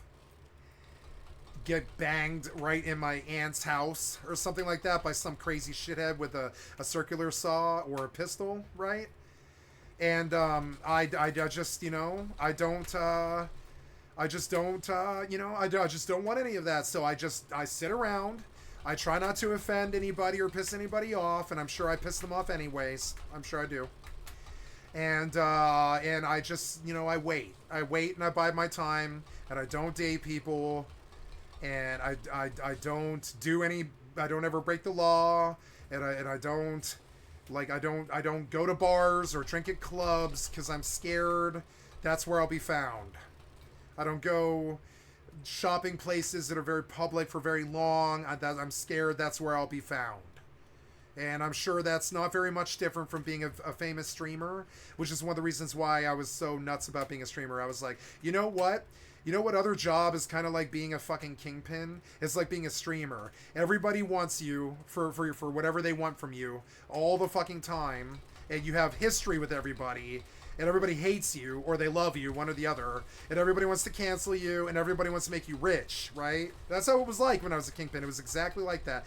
And so streamer was a natural jump for me. It was like kind of a natural jump for me to go from fucking stupid ass kingpin making $3,500 a day, you know, to like fucking, you know, to streamer that can't go to the grocery store very often, like once a month, because there might be a man looking for him there, you know? And I'm not talking about cops. I'm talking about criminals and pieces of shit that have like blood debts and jail sentences and shit, you know? And so I don't know. And so I don't know how to explain that to a normie. So I practice on my stream like I'm looking in the mirror at home and I've got like a prom or something to go to. I don't know how to tell a normie who I am or why I shouldn't be around their kids. And I want to write a video about this. Here, how to tell a normie who I am and why I shouldn't be around their kids. And it sounds like a goddamn Chomo thing, but it's not. It's actually more like at any moment some fucking shithead could make an attempt at my life, and I really can't be in the same room as your kids. I'm sorry. And I probably shouldn't be in the same room as you either. Which is why I don't come see you. Is why I don't ever come see you. Is why I don't keep friends. It's why I don't, you know, it sucks, and I don't know why that happened to my life. I don't know why I needed to know what it was like to walk around with a buzz for 13 years straight. I just needed to do it. Blame Eminem. He was like, I walk around for 3 months straight with a buzz, and I think that's what got it kind of started. I heard somebody else doing it. I was like, wait, you could just stay high? You could just stay high, and then you got Lil Wayne talking about like, you know, I'm high all day. You could call that shit a long flight, right? And I was like, wait, you could just stay high for 10 years? I discovered that when I was like 27 and I was depressed over the love of my life moving to California. And all my friends had stopped talking to me because I had a meth addiction. And I was like, oh man, can I just stay high for 10 solid years? That sounds so fun. And then I did it, and it destroyed me. That's exactly what I did. Ask anybody. You can ask any of the 7,000 people that I've left behind, and they'll tell you exactly that. I did it with marijuana, meth, heroin, and it didn't matter. Just, you know, just stayed high, and I was exactly like this. I don't believe I'm any different than when I don't believe I'm any different than when I'm extremely high on methamphetamine and when I'm extremely high on heroin. And right now, I don't believe I'm any different. You hear it? I don't believe I'm any different. I'll say it 5 times like a tweaker. I don't believe I'm any different. I don't believe I'm any different. I get stuck in the loop too. I don't believe I'm any different. The same exact goddamn conversation that I give people in the fucking crack house is the exact same conversation that I give on my stream. And they're the same thing to me. It's all the same thing to me now, kind of. Being a lead singer, being a kingpin, being a fucking streamer, being a crazy person, being a druggie, being a fucking dude who likes stripper, hot girl types, being a fucking, you know, like a dude who chases perfect 10s, all this stuff, it's all the same thing. This is my connection day where I begin to understand that having fun, what I consider to be chaotically neutrally having fun, is essentially just all the same thing. It's all the same thing. The video games, the rust, the drilling for the oil shale. It's all the same thing. It's all the same drilling for fun. I'm just drilling for fun, whether it's girls or drugs or games or, you know, I could run for president and use this platform. Hey, it's just another thing that I do. I'm a lead singer. I'm a successful lead singer. I'm a successful fucking taxi driver. I'm a successful Uber driver. I'm a successful drug dealer who never got caught. I'm a successful fucking, I'm a successful fucking credit card thief. I'm a successful fucking, like drug, like scheme thing, like connection dude. I don't know what you'd call it. It's like a fixer. I'm a successful thief. I'm a successful fucking video game fucking streamer. I'm, you know, it just goes on. And like, you know, I think streamer does fit me. You know, it does actually fit me. I think I can shake people's like Lil Wayne's hand. I think I have lived that sort of life. I believe that's sort of what I set out to do. I didn't set out to do what happened. What happened sucked.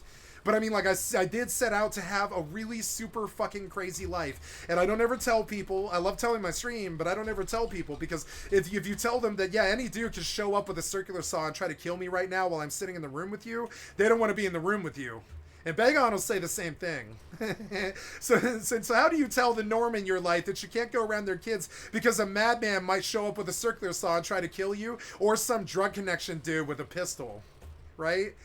How do you tell your normie friend that you literally can't go around their kids because a fucking drug dealer or a fucking madman might show up with a circular saw like Scarface and try to kill you in your aunt's house or something like that, right? I literally had trouble going to my aunt's house. I had her take us to a restaurant because I was like, I don't know, I don't really totally want to be here all day. I told her right to her face, I was like, I don't totally want to be here all day. And I didn't say anything past that, and she got it too. She was like, okay, we're gonna go to the Chinese restaurant. I don't want to eat, and I don't think you want to eat either, but we're going to the Chinese restaurant. And I was like, thank you. Yeah, let's go to the Imperial. Yeah, the Imperial was the best fucking meal I've had in 10 years or something like that. It was the victory meal. I got to sit down with my aunt. She went with me for 37 court dates or something like that, while they tried to fuck me up the river for a non-fucking felony drug charge and a non-felony theft charge and a receiving stolen good charge and waking up in a hospital jail after violating probation charge, right? And she went through 37 court dates. We counted them. And I sat down with her this summer in June, and we sat there at the Imperial in Denver, which is the greatest goddamn restaurant in Denver. Almost. It's not quite, but it's close. There's stuff downtown that's better, but the Imperial in Denver is a fucking institution. And we had this fancy $35 fucking fried chicken stuff that they do, sesame chicken, I think, and I didn't even eat any because I'm on the goddamn semi-glutides or whatever, and I'm on the exercise regimen, and I had just been up for 18 hours traveling, and I was just exhausted, and you know, and all this shit, and or whatever it was, like, you know, 6 hours or something. And so, yeah, and I went to the Imperial Chinese food restaurant on South Broadway with my aunt. And we tipped a glass, and we were like, we made it. We got out of it. You're out of the system. You're out of the addictions. You're out of the people. You're out of the game. You're out of the problems. You're out of the poverty even, really. I'm not even poor anymore in the respect that all 3 of my meals every day are taken care of because I'm on disability for Asperger's. And, you know, and even that is something that I've never had in my whole life before. There have been many, many days where I would just starve. I would just starve. You couldn't ever totally call me fat. I've never been called fat except by internet people. When you see me in real life, you begin to understand I'm fucking huge. Fat is not an option for me. I'm already 6'4", goddamn 240 natural frame. So fat is an option. I can have like a belly, but I wouldn't say it's like corpulent. It is more like a beer belly that rivals pregnancy. I've seen it before. You've seen it before, like Randy from the Trailer Park Boys. He's got my problem. It's some kind of poisoning of your stomach. See it? Right there. See his big old gut? Same thing. Oh, nope. Nope. Go back. Nope. Just gotta kill you. Nope. I want the image. Open the image in the new tab, right? So this is Randy from, I forget his actual name. It's like Corey something or another. Corey something. Or something, I forget. He has the belly. I've got the same thing. A little bit of the bitch tits, but not man. Oh, I mean, those are man boobs. They're man boobs, but they're not really like man boobs though. They're not the kind of man boobs you would totally make fun of. Really, they're just like kind of man boobs though. And the bitch tits, and then the belly, right? But you couldn't really call Randy totally fat. Do you see it? He's huge. He's like 6'4". He's same as Julian. You couldn't really call Julian fat either. That's another Trailer Park Boys fucking idol god. Trailer Park Boys, right? Trailer Park Boys. What am I looking for? Julian, right? I love this. Is my favorite television show of all time, right? You couldn't really. I'm more like Julian than I am. By the way, than I am like Randy. I'm not really like Randy. I'm like Randy's gut with Julian's body. I'm like 6'4", like fucking Julian with these big fucking guns and these big muscles. I wear the same black shirts as Julian does because Julian was like the greatest influence on me of all time, maybe. Julian's like maybe the biggest influence beyond Jesse Pinkman, which is the life that I lived. Pretty much the Breaking Bad fucking thing of Jesse Pinkman is pretty much what happened to me. It's so fucking stupid. I didn't get captured by anybody, but I definitely had somebody make an attempt on my life with a circular saw at the end of it. It was so stupid. And so anyways, and also my Kingpin guy never got shot up by himself. That never happened. No violence. I never saw any violence in the game. Never saw a single bullet fired or anybody get their ass beat or anything like that. My life in the game was hotel rooms in Denver. It was awesome. And meets at the Taco Bell and that kind of thing. You know? Meets at the fucking, down the street at the bus stop or something. Meets at the donut shop. My thing was the donut shop. I had to meet me at the donut shop because everybody goes to the donut shop at 4:30 in the morning, Nobody cares about dudes standing in the parking lot at 4:30 in the morning at the donut shop because the donut shop's open 24 hours. So I did the majority of all my drug deals at the donut shop, believe it or not. It's actually true. It's at the Winchell's Donuts on South Broadway. So yeah. So there we go. And there's Julian. Yep, and then the same thing. If I could, I would rock a drink all the time. But I constantly have kids in my motherfucking channel, and I did rock a lot of drinks over the last couple of years. I rock a drink like Julian. I do rock the pen. I rock the pen like Julian. You will never, ever see me without this pen for the rest of my goddamn life. The same way you won't ever see Julian without a drink in his goddamn hand. I have a full-blown... whatever you call it. I am a functioning drug addict. I have some drug that I use all of my life, and for now it's marijuana, and it'll always be that way now. So so yeah, instead of the glass, the Julian rocks, and every single shot throughout 9 seasons of long television, right? Every single scene Julian was in for 9 solid seasons. He had a jar of a mustard glass of vodka and Pepsi. And I drank vodka Pepsi from the age of like 16 until I was like 26 or something like that. That was long before Trailer Park Boys. We were rocking the Trailer Park Boys thing long before Trailer Park Boys. We were living in cars and like drinking fucking vodka glasses from like past 6 p.m. You had a glass in your fucking hand until 4 in the morning if you were down with me. You know what I'm saying? Swimming pools, bitch. Like K-Dot or whatever. K-Dot swimming pools. You know what I'm saying? Like, we had a drink. I had a drink in my hand past 6 p.m. for 13 solid years from the age of, like, I don't know, like 17 until I was like, I don't know, whatever that is, like until I was like 29 or something like that. I had a drink in my fucking hand all night, every night for 17 fucking, or whatever, 13 years it was, something like that. I rocked that Julian thing hard, and this was the biggest influence on me. Yeah, and that and Jesse Pinkman. Jesse Pinkman fucked me up. I pretty much watched Jesse Pinkman on television, and then I lived it in real life. It sucked. It sucked so bad. It sucked so bad. I even had a Jane die. I had a Jane die. My friend M, she's maybe still with us. I talked to her sister this summer. But I mean, I don't think M's still with us. We don't know. We don't know what's happening with M. And I had a Jane she's dead in the respect that I watched my friend M shoot up goddamn fucking AIDS and Hep C right in front of me when I was sitting next to her in the backseat of a fucking SUV. And I kept saying, M, the guy is pulling your fucking arm and saying to you that he has Hep C and AIDS. Do not shoot the rinse. And I was like, give me the fucking rinse. And she was like, no. And I was like, give me the fucking rinse or we're done. And she was like, no. And then she shot the fucking rinse. I've only ever seen her shoot like 5 times or something. I've seen her smoke 2 billion times, but I've never seen her shoot. And I saw her shoot like maybe 5 times, and the whole time I knew her. And in the 5th time, she shot up AIDS and Hep C right in front of me, and I just left. I never spoke to her again. I had a Jane Doe. Like Breaking Bad, it fucking sucked. It's not like I wanted it like that. It just happened like that. And she couldn't stop doing heroin. And she was in recovery. And it was the same exact thing. I lived Jesse Pinkman's goddamn life. I fucking hated it. I went from the street to the apartment to the 5-star hotel room. That's Jesse Pinkman, So anyways, here we go.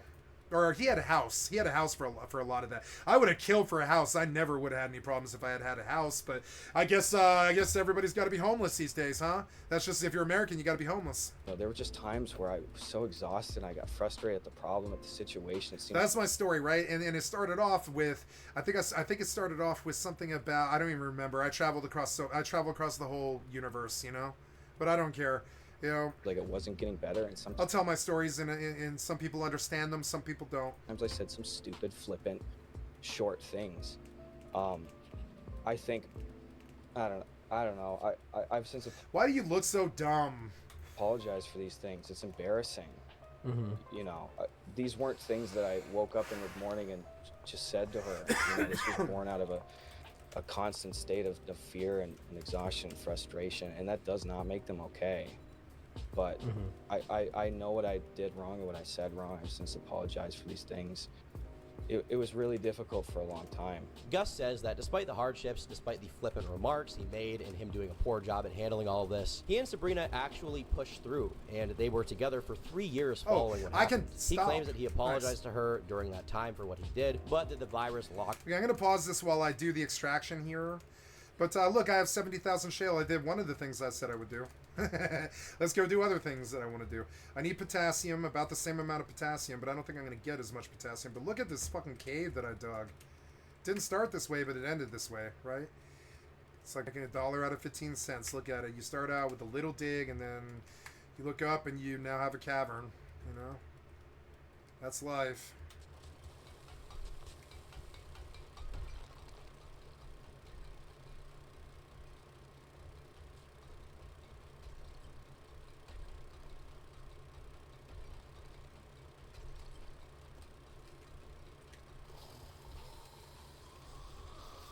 Oh no, let me out of here.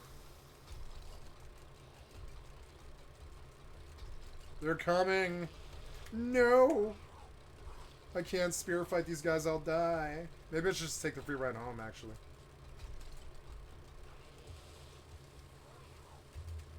You know, maybe I'll just let them kill me, because it's a free ride home, and I can dump all this. I have no room left.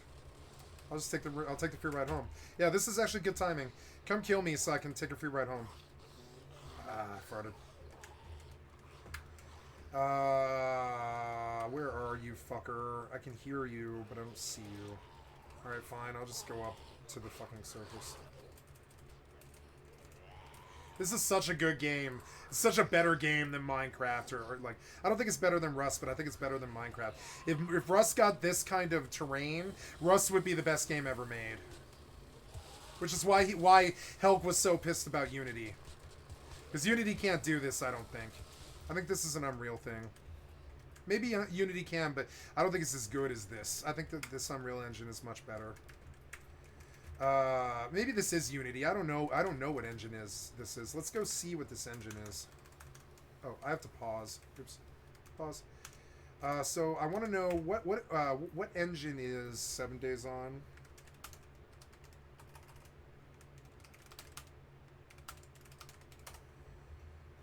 Unity, it is Unity. Never mind, Unity can do this. It is a good engine. I guess Unity is better than I thought.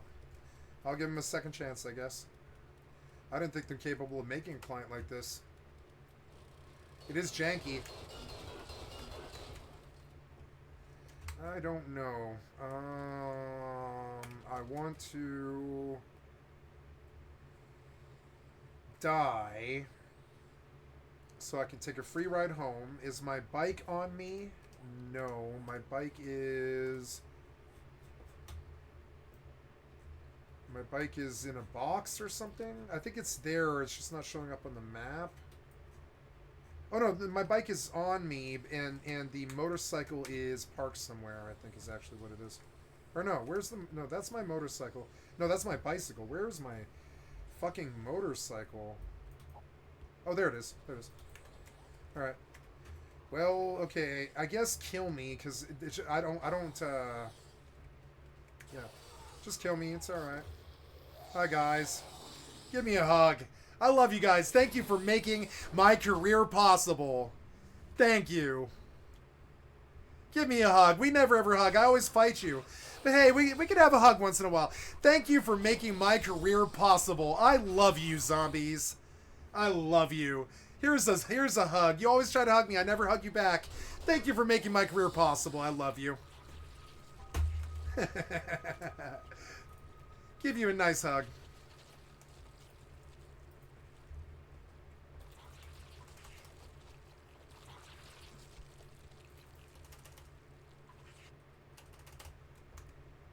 Okay, 7 days. Spawn on my bed. Spawn on my bed. Spawn on my bed. Yep, we got video, right? No. Yes, we do. Yes, we do. Nice, nice. So, yeah, we got video. Okay, cool. So, move back and move camera. Yeah, how's that? Is that good? Yeah, that's good. So, I have to go to get money. Oh, no, I already got it. I have 71. That's good. I'm making money doing this, and I'm going to continue to make money doing this. I have fire crystals, but not enough, so I'm going to pull out some fire crystals that I've been hoarding. Ooh, look, wind crystals. That's some money. There's bat fangs. I've got to deposit beastman seals. There's fire clusters that I could just use, I suppose. Earth crystals. I've been sitting on those a long time. I don't really want them taking up my inventory anymore. Yep, it's time to use these clusters. I haven't done that in a while. I earned these clusters, so it doesn't matter if I sell them. Actually, no, I'm going to sell them. I'm going to sell them. I need the money more. So yeah, sell the clusters. I think that's it. I forgot I had this Dex mantle.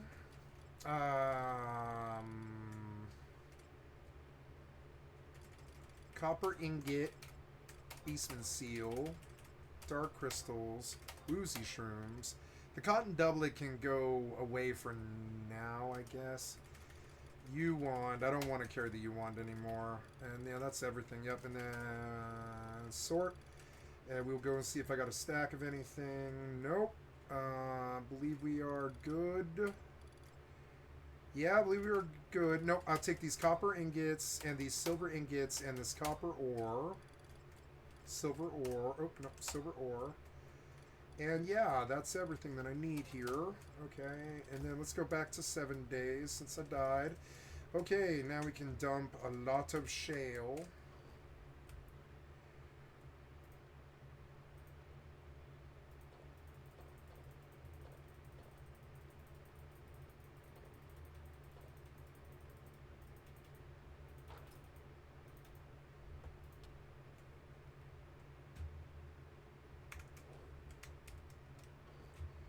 Okay, now I go looking for potassium. Oh, and it's a new day. And, oh, did it close? Yeah, no, it didn't close. But need to go look for a crucible.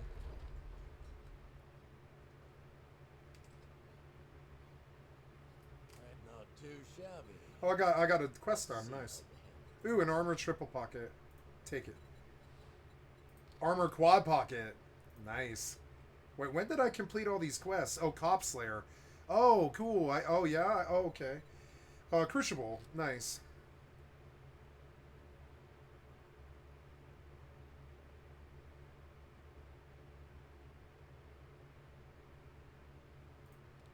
Cool. Do you have any jobs? Nope. Okay, well, Crucible.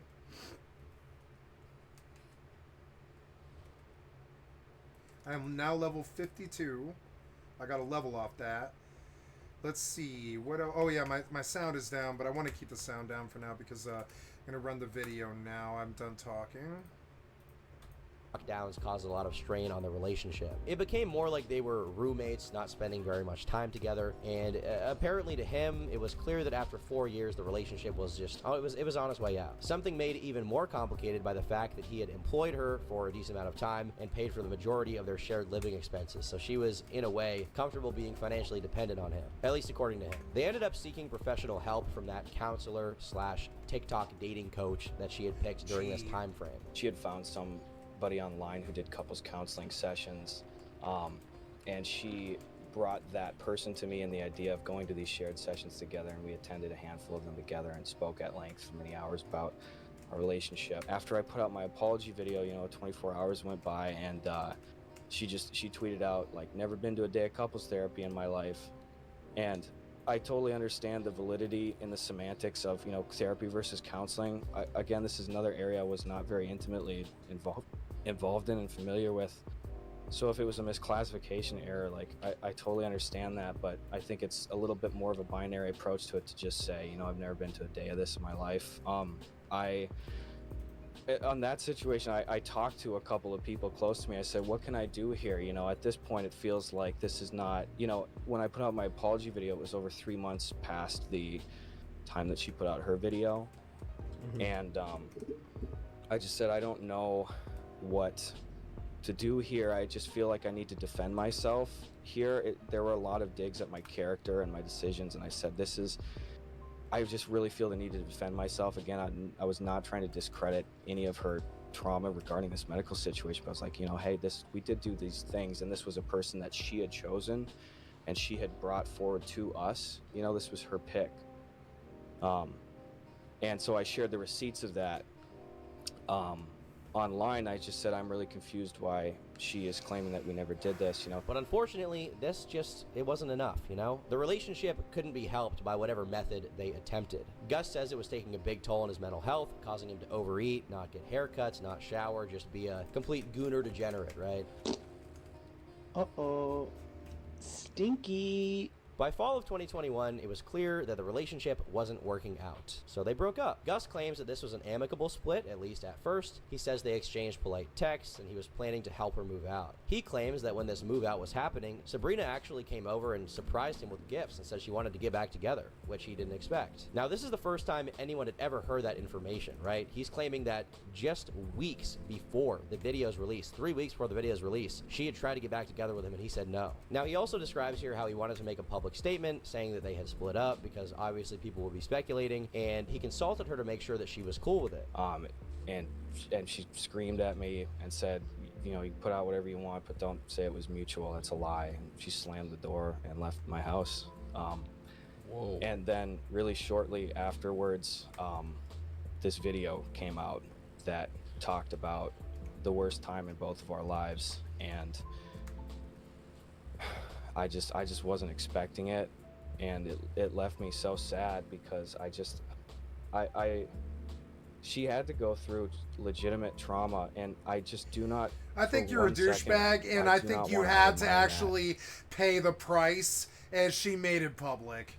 And honestly, I think you're a douchebag. I do, and I think you kind of deserve this derision, and I think you mistreated her. And while I don't side with her, I do think that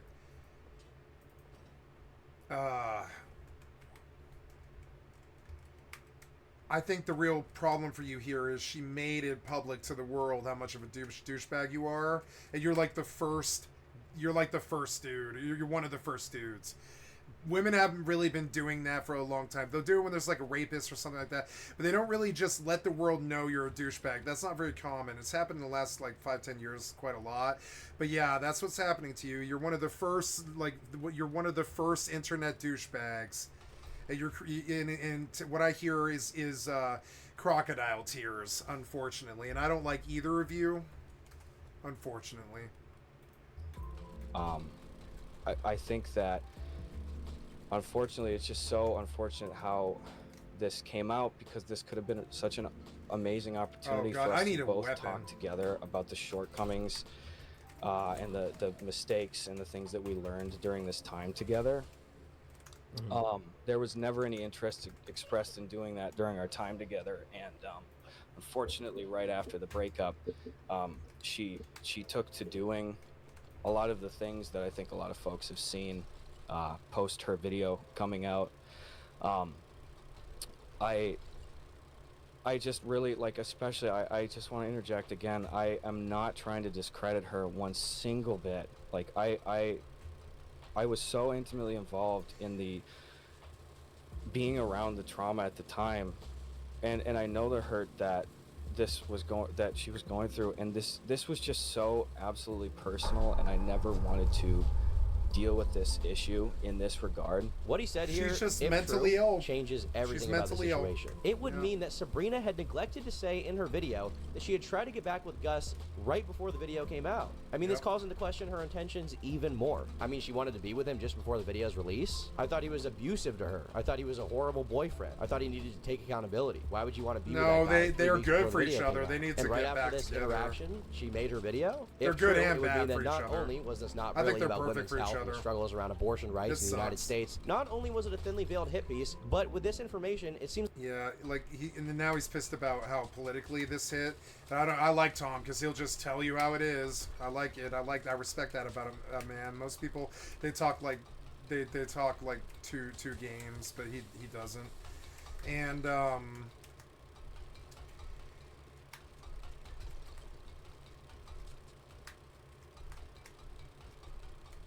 despite all this, I think they're perfect for each other, and I think they should be together. They have that couple energy. The reason this was so horrible is she aired it in public because he is a douchebag. He's a fucking douchebag who essentially just used her. And men do this. I know a few men in my life, a few, but men do this. Men use women. All the time. They use them to clean their houses. They use them to... Oh, I'm out of fuel. Son of a bitch. I am out of fuel. How am I going to get fuel? I'm going to stop augering when I run out of fuel, I guess.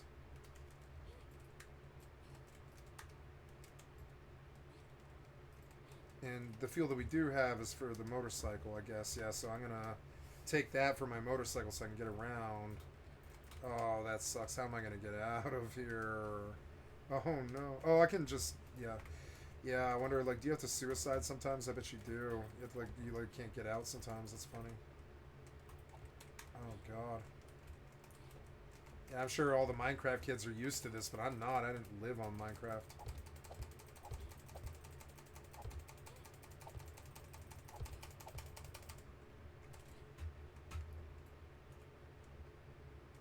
I don't like the toggle jump, but I'll get used to it. It keeps fucking me up. That's alright.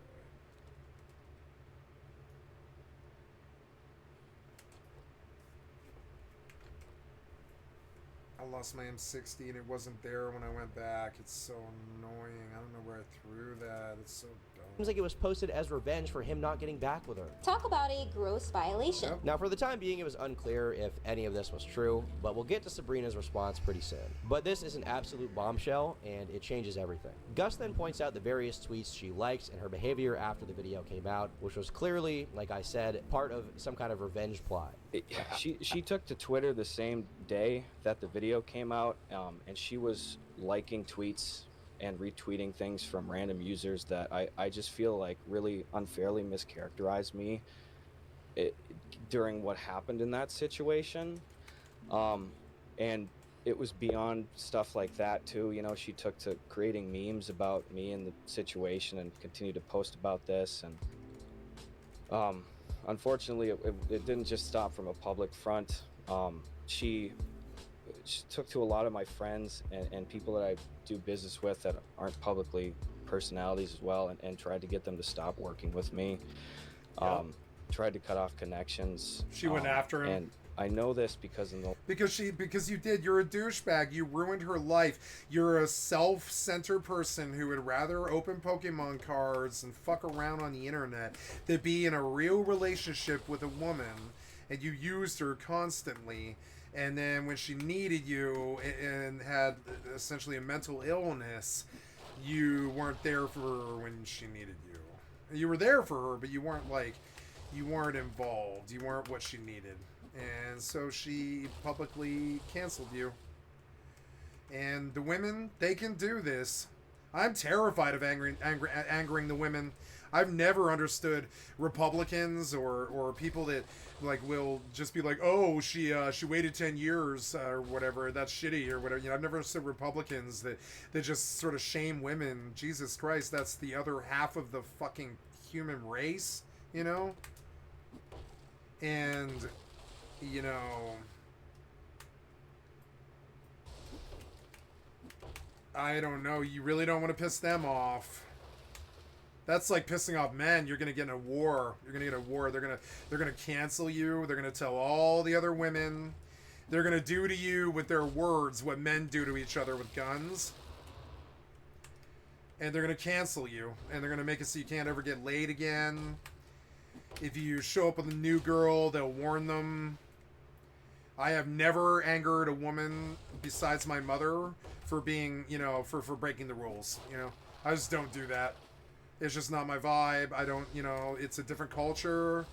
It's a stronger culture in the respect that they don't resort to violence. They're stronger than us, you know? They're literally emotionally, mentally fucking stronger than us. They're stronger than us physically, but they're stronger than us emotionally and mentally. And they don't give in to stupid shit like fucking wasting 9 months of a mother's hard work. Or many years of somebody's life. They would never do something like that, I don't think, most of them, because they know they're not stupid enough to like not make the equation in their head how hard it is to produce life and feed it and keep it going and, you know, keep it sacred and all that. Men are pretty fast to just cancel it, you know, kill life. They're pretty fast to do it to animals and men and all kinds of things, and I'm sure that's probably a good balance in a way, but it's still like, you know, but it's stronger to not do those things to things that don't need it. It's stronger mentally, it's stronger emotionally, it's just stronger health-wise to not kill things, you know, it's just, unless you need to, like, I don't know, like wood, or I guess we sort of need to chop trees when we're freezing, and we sort of need to eat things when we're starving, but we don't need to kill each other at all, almost ever. That's entirely like a, you know, that's just it's a construct in an angry man's mind. It is unnecessary. It is relative, and it's not really necessary. And so women, I respect them more because they just don't give in to the primal. They actually listen to their fucking, you know, their instincts in their brains, and they talk it out first, and they you know, generally, you know, give the person their chance. Like when I think of judges, I think of women. I don't think of men. Honestly, I would prefer if there were no male judges, honestly. Because male judges, they're quick to just sort of, you know, I think it's in male DNA and a male imperative to sort of swing the axe and get the whole thing cleared and out of the way so we can move on with our lives. It's in a female imperative to give the person their fair chance, right? So I've never liked male judges, although I was really friends with a couple of them, though. And I would say that I was friends with some good male judges, but you know, and I'm not trying to say that men are bad. I'm trying to say that women are good for certain things, and one of those things is sociality, and men are not. I would say men are not good at sociality. Men are about, you know, get down to the dirty gritty of it. Men want to fuck and eat and go to work and then play video games or keep themselves entertained or learn something, right? Women have a little bit more time, but they don't have any less work to do, so they definitely, like, you know, they don't do rash things, not as much in a way. I mean, they will if that's the culture and that's what's expected of them, but often I feel that women are usually submissive, and if the style at the time is to give you a fair shake, that's what they'll do. You know, they're often very social, political creatures who roll with the pack and definitely do, like, it's not very good when a woman is sort of a sigma sort of personality, because most women are kind of about sort of like rolling in the pack. Men are not. Almost half the men are not, I would say, but most women are actually about rolling in packs. And so the don't piss off the pack. Don't be that douchebag who doesn't give them their goddamn consideration. Don't be lazy and go open Pokemon packs. Don't ever block a girl. Don't ever block a fucking girl. It's something that men do that they shouldn't do. Do not ever block a girl, even the ones that are stalking you and are crazy, because women work on the social network, and if you tear at that thread, that is like fucking with their entire reality. And blocking a girl can be this crazy, crazy, crazy thing. I've done it, and it didn't go well. Do not block a girl. I mean, even the crazy ones that are like stalking you or anything like that, do not block girls. It's just not a good plan. It's you know, you can do it if you think that they've done something horrible and you want to judge them, and the rest of the community will back you in it. You can't do it when they're just a girl and they say reject you or something like that, or they're into someone else or anything like that. You can't diss girls on their home turf the same way that you can't fight men on their home turf, right? You can't fight men at home. They're gonna kill you. They've got traps. They got knowledge about the place that you don't know. That you know you can't fight men on their home turf. They're gonna kill you, right? With guns or swords or anything like that. Can't fight men on their home turf. You know, this is why we lost Vietnam. It's one of the reasons why I never would have gone to Vietnam or Kosovo or fucking Afghanistan or any of those fucking places. Goddamn American leadership are fucking stupid. They want to play the world police and go fight on someone else's terms. That is so goddamn stupid. Make them come here. We have the bread. We have the breadbasket of civilization. We don't need to go anywhere. We don't need to go to World War II. I'm sorry, but we don't. And I'm really not into going there. I'm really not into dropping the bomb. I'm really not into Vietnam. I'm not into your wars or your Afghanistan. We don't need to go there. The women will tell you. The women will tell you we got enough problems at home. The women will tell you right away. The women are against that. We're always against that war generally, unless they're like weird Republican women who are backing their men and stuff and trying to roll with the pack. Generally, like war, man, that's a male thing. And I would say the social war is the female thing. And so this guy, he's a social influencer and streamer and content creator. He lives in the social sphere. He fucked with a woman and didn't give her the support that she needed, which she loved him dearly and was there for him the entire time. And this happens with douchebags all the goddamn time, right? One of the things I love is I've never really been schooled up by a douchebag like this. The women that I've been with, they come after me. You know what I'm saying? I'm sorry, the first girl that I lost my virginity to, I asked out. Every girl past that asked me, except for the girls that I slept with on one night stands on Craigslist, you know, where I just like kind of hooked up on the internet. But I mean, like any of the LTRs that I had, they asked me. Every single last one of them. Every last one of them, either like the best one just got on, like straddled my lap and got me to call my girlfriend and break up with her, you know? And that's all fair in love and war. And that's one of the reasons why I have a girl who literally fucking hates me. Like really hates me. Because I broke up with her, you know? And so, she thought I would be her husband. No. She was a normie. And I knew it. She was a normie. She actually was deep down inside a normie. She had a normal life, normal house, normal cleaning, normal life, normal opinions, normal bands, normal music. Fucking normie. And I was like, well, we can date and fuck if you want to do drugs with me and let me sleep at your house or whatever.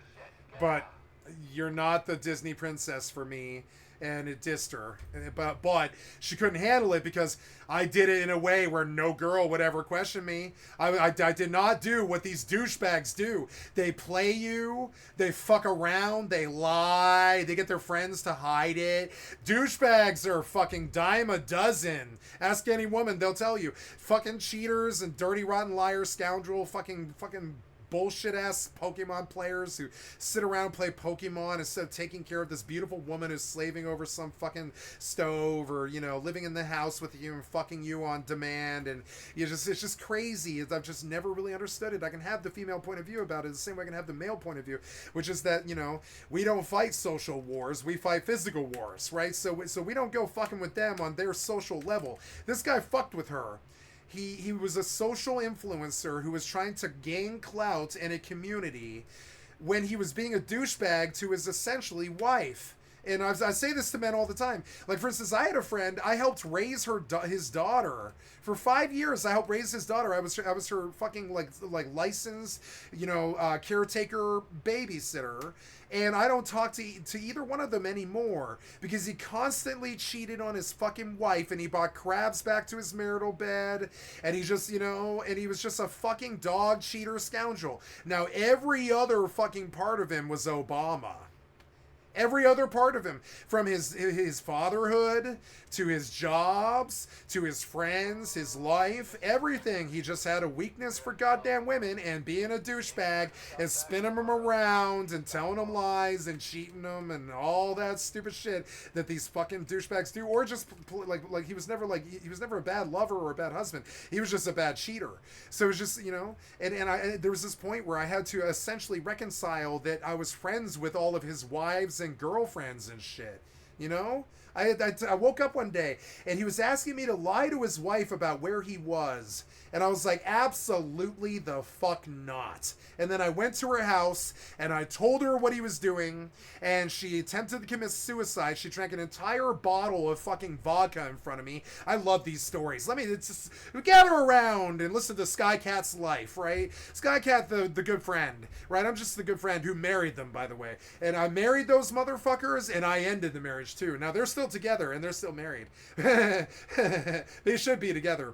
And they have an autistic son, but you know, and a beautiful daughter, but they weren't good together. I wouldn't say they were ever really good together. I didn't really approve of it, but I married them. I was the minister at their fucking wedding, and it was only about 5 people, and I was one of them. It was very, very special because this dude, his Facebook, he's got like 5,700 people or something like that. He's a crazy socialite. He knows so many people in Denver and all this, right? Just like me. I know everybody he knows, for instance. I know everybody he knows, every last one of them. So, and this is one of my best friends for, like, I've known him since I was 14 years old, and I stopped talking to him. Just like my other friend who I knew for 10 years, so I slept on his couch, lived in his house, and all this other shit, right? I stopped talking to him because they did things that I can't really reconcile, which is like lying to their wife, bringing crabs home to the marital bed, doing stuff like lying or trying to get me to lie to them. Nope, that's unacceptable. Do not fuck with women. I don't fuck with men on their home turf on a physical level, and I don't fuck with women on their home turf on a social level. And that's fucking with women. When you douchebag ignore them when they need you in the hospital, when they're there for you all the fucking time, they fuck you on demand, and they hug you when you're sad and all this shit, right? And then they have some problem that you can't identify, and that's often how it manifests with humanity. Whoever you have a problem with, you can't really identify what it is, usually. You can't tell what their problem is. You can't really tell what it totally is often. So you just sit back and you play Pokemon instead, like a good douchebag. And then she labels you to the douchebag, like she uses her female power in her fucking arena as she fucking torches your fucking career, as she's able to do. And my advice to you is to not fucking fuck with them on that level. I really feel this way. Do not fuck with them on that level. Don't cheat on them. Don't fucking make them look like a fool to other women. Don't fucking, don't make them look like they backed you for too many years for no reason. Don't make them look like they signed up for the wrong army or something, because these women, they fight for people like us. They fight. They do. They sit there and they put up with a bunch of bullshit. They never put up with any cheating for me. I would never do that to a woman, but I definitely have like lied about doing drugs, lied about smoking cigarettes, lied about being a drug dealer, lied about being a drug addict, lied about being fucking, drunk, lied about being fucking at a party, lied about, like all kinds of things, but not because of women or ever cheating or any of that stuff. I know better. I can get away with being a goddamn drug addict and the women will still love you and forgive you. You can't fuck with them on their social level. And one of the ways that you can fuck with a woman on a social level is be her fucking, like, her life mate and not be there for her when she needed you, when she was there for you the entire time. That is called being disloyal and douchebag. And do not expect to not get canceled. You'll get canceled. Trust me, not only will it happen on the internet if you're a famous person, but in your personal life, she's going to tell your mother, she's going to tell your friends, she's going to tell your girlfriend that you get after her, she's going to tell your next girlfriend after that, she's going to tell the other girls that talk to them, she's going to tell everybody. She's going to get on the Facebook and she's going to tell them what a fucking douchebag you actually were, right? And that's her right. They don't kill people, we do. We don't social people, they do. Don't fuck with them on their fucking shit. Don't make them look like a fucking idiot when they need you. And they won't burn you in public, which is their right to do. And we can't put them in jail for this. I can't put her in jail for telling the world that you're a douchebag who turned your back on her in her darkest hour. I can't stop her from doing that. And this is one of the reasons why Like, you know, I view all of mankind basically as sexist. Not only is it the men, it's also the women. You'd be surprised how often the women will back the sexism too. It's like fucking crazy, but I'm sexist in the opposite direction and stuff. I look at this as like, yeah, dude, she obviously loved you for many fucking years. And what did you really do for her in return? Beyond, like, you know, sort of ignoring her. You know? And that's not how a good relationship should be. But on top of it, you're also perfect for each other. Here's Daddy Skycat, the love line. My advice to you is to get back together as soon as fucking possible. You guys are fucking perfect for each other. You're fucking dumb. It's easy to fucking see. Like, I'm not gay or anything like that, but I am a fucking matchmaker. I'm a good one. I've done it before. I'm good at connecting people and shit, and that dude's perfect for that lady. It's fucking stupid. You can see it in their eyes. They're both putzes. They're both stupid. They're both, like, self-absorbed and self-involved. They're both, like, willing to destroy each other's career because they're both basically, like, loud-ass streamer people. And they're both, like, really, really dramatic. And then one's a douchebag and the other one is like, mentally ill. I think they're both mentally ill. And I think, you know... they're perfect for each other, and it sucks. And I tell this to couples sometimes. I'm like, you can't see it, but no matter how much this dude drives you crazy or this lady drives you fucking crazy, you're actually fucking perfect for each other. You know? Oh God, I don't have a ranged weapon. I threw my gun. You have to stop throwing my gun. It drives me crazy. I need a ranged weapon out of the weapons box. I need something that can actually kill something. I bought a level 5 stun baton. That's going where the spear was, and now I really need to respec, but I don't have any money. There's an auto shotgun and a lever action rifle. I think I'll take the auto shotgun while he's producing... I lost all of the mods on that weapon. What happened there? I threw my gun and can't find it. Is there some way to get it back? I threw my gun and can't find it. Is it like... Is there something I can do? 7 days to die. I threw my gun and can't find it. Yeah...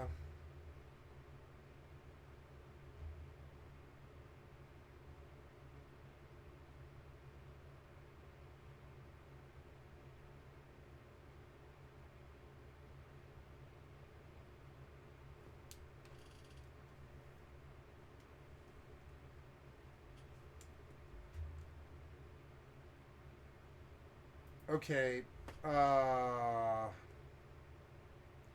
items disappear when I drop them.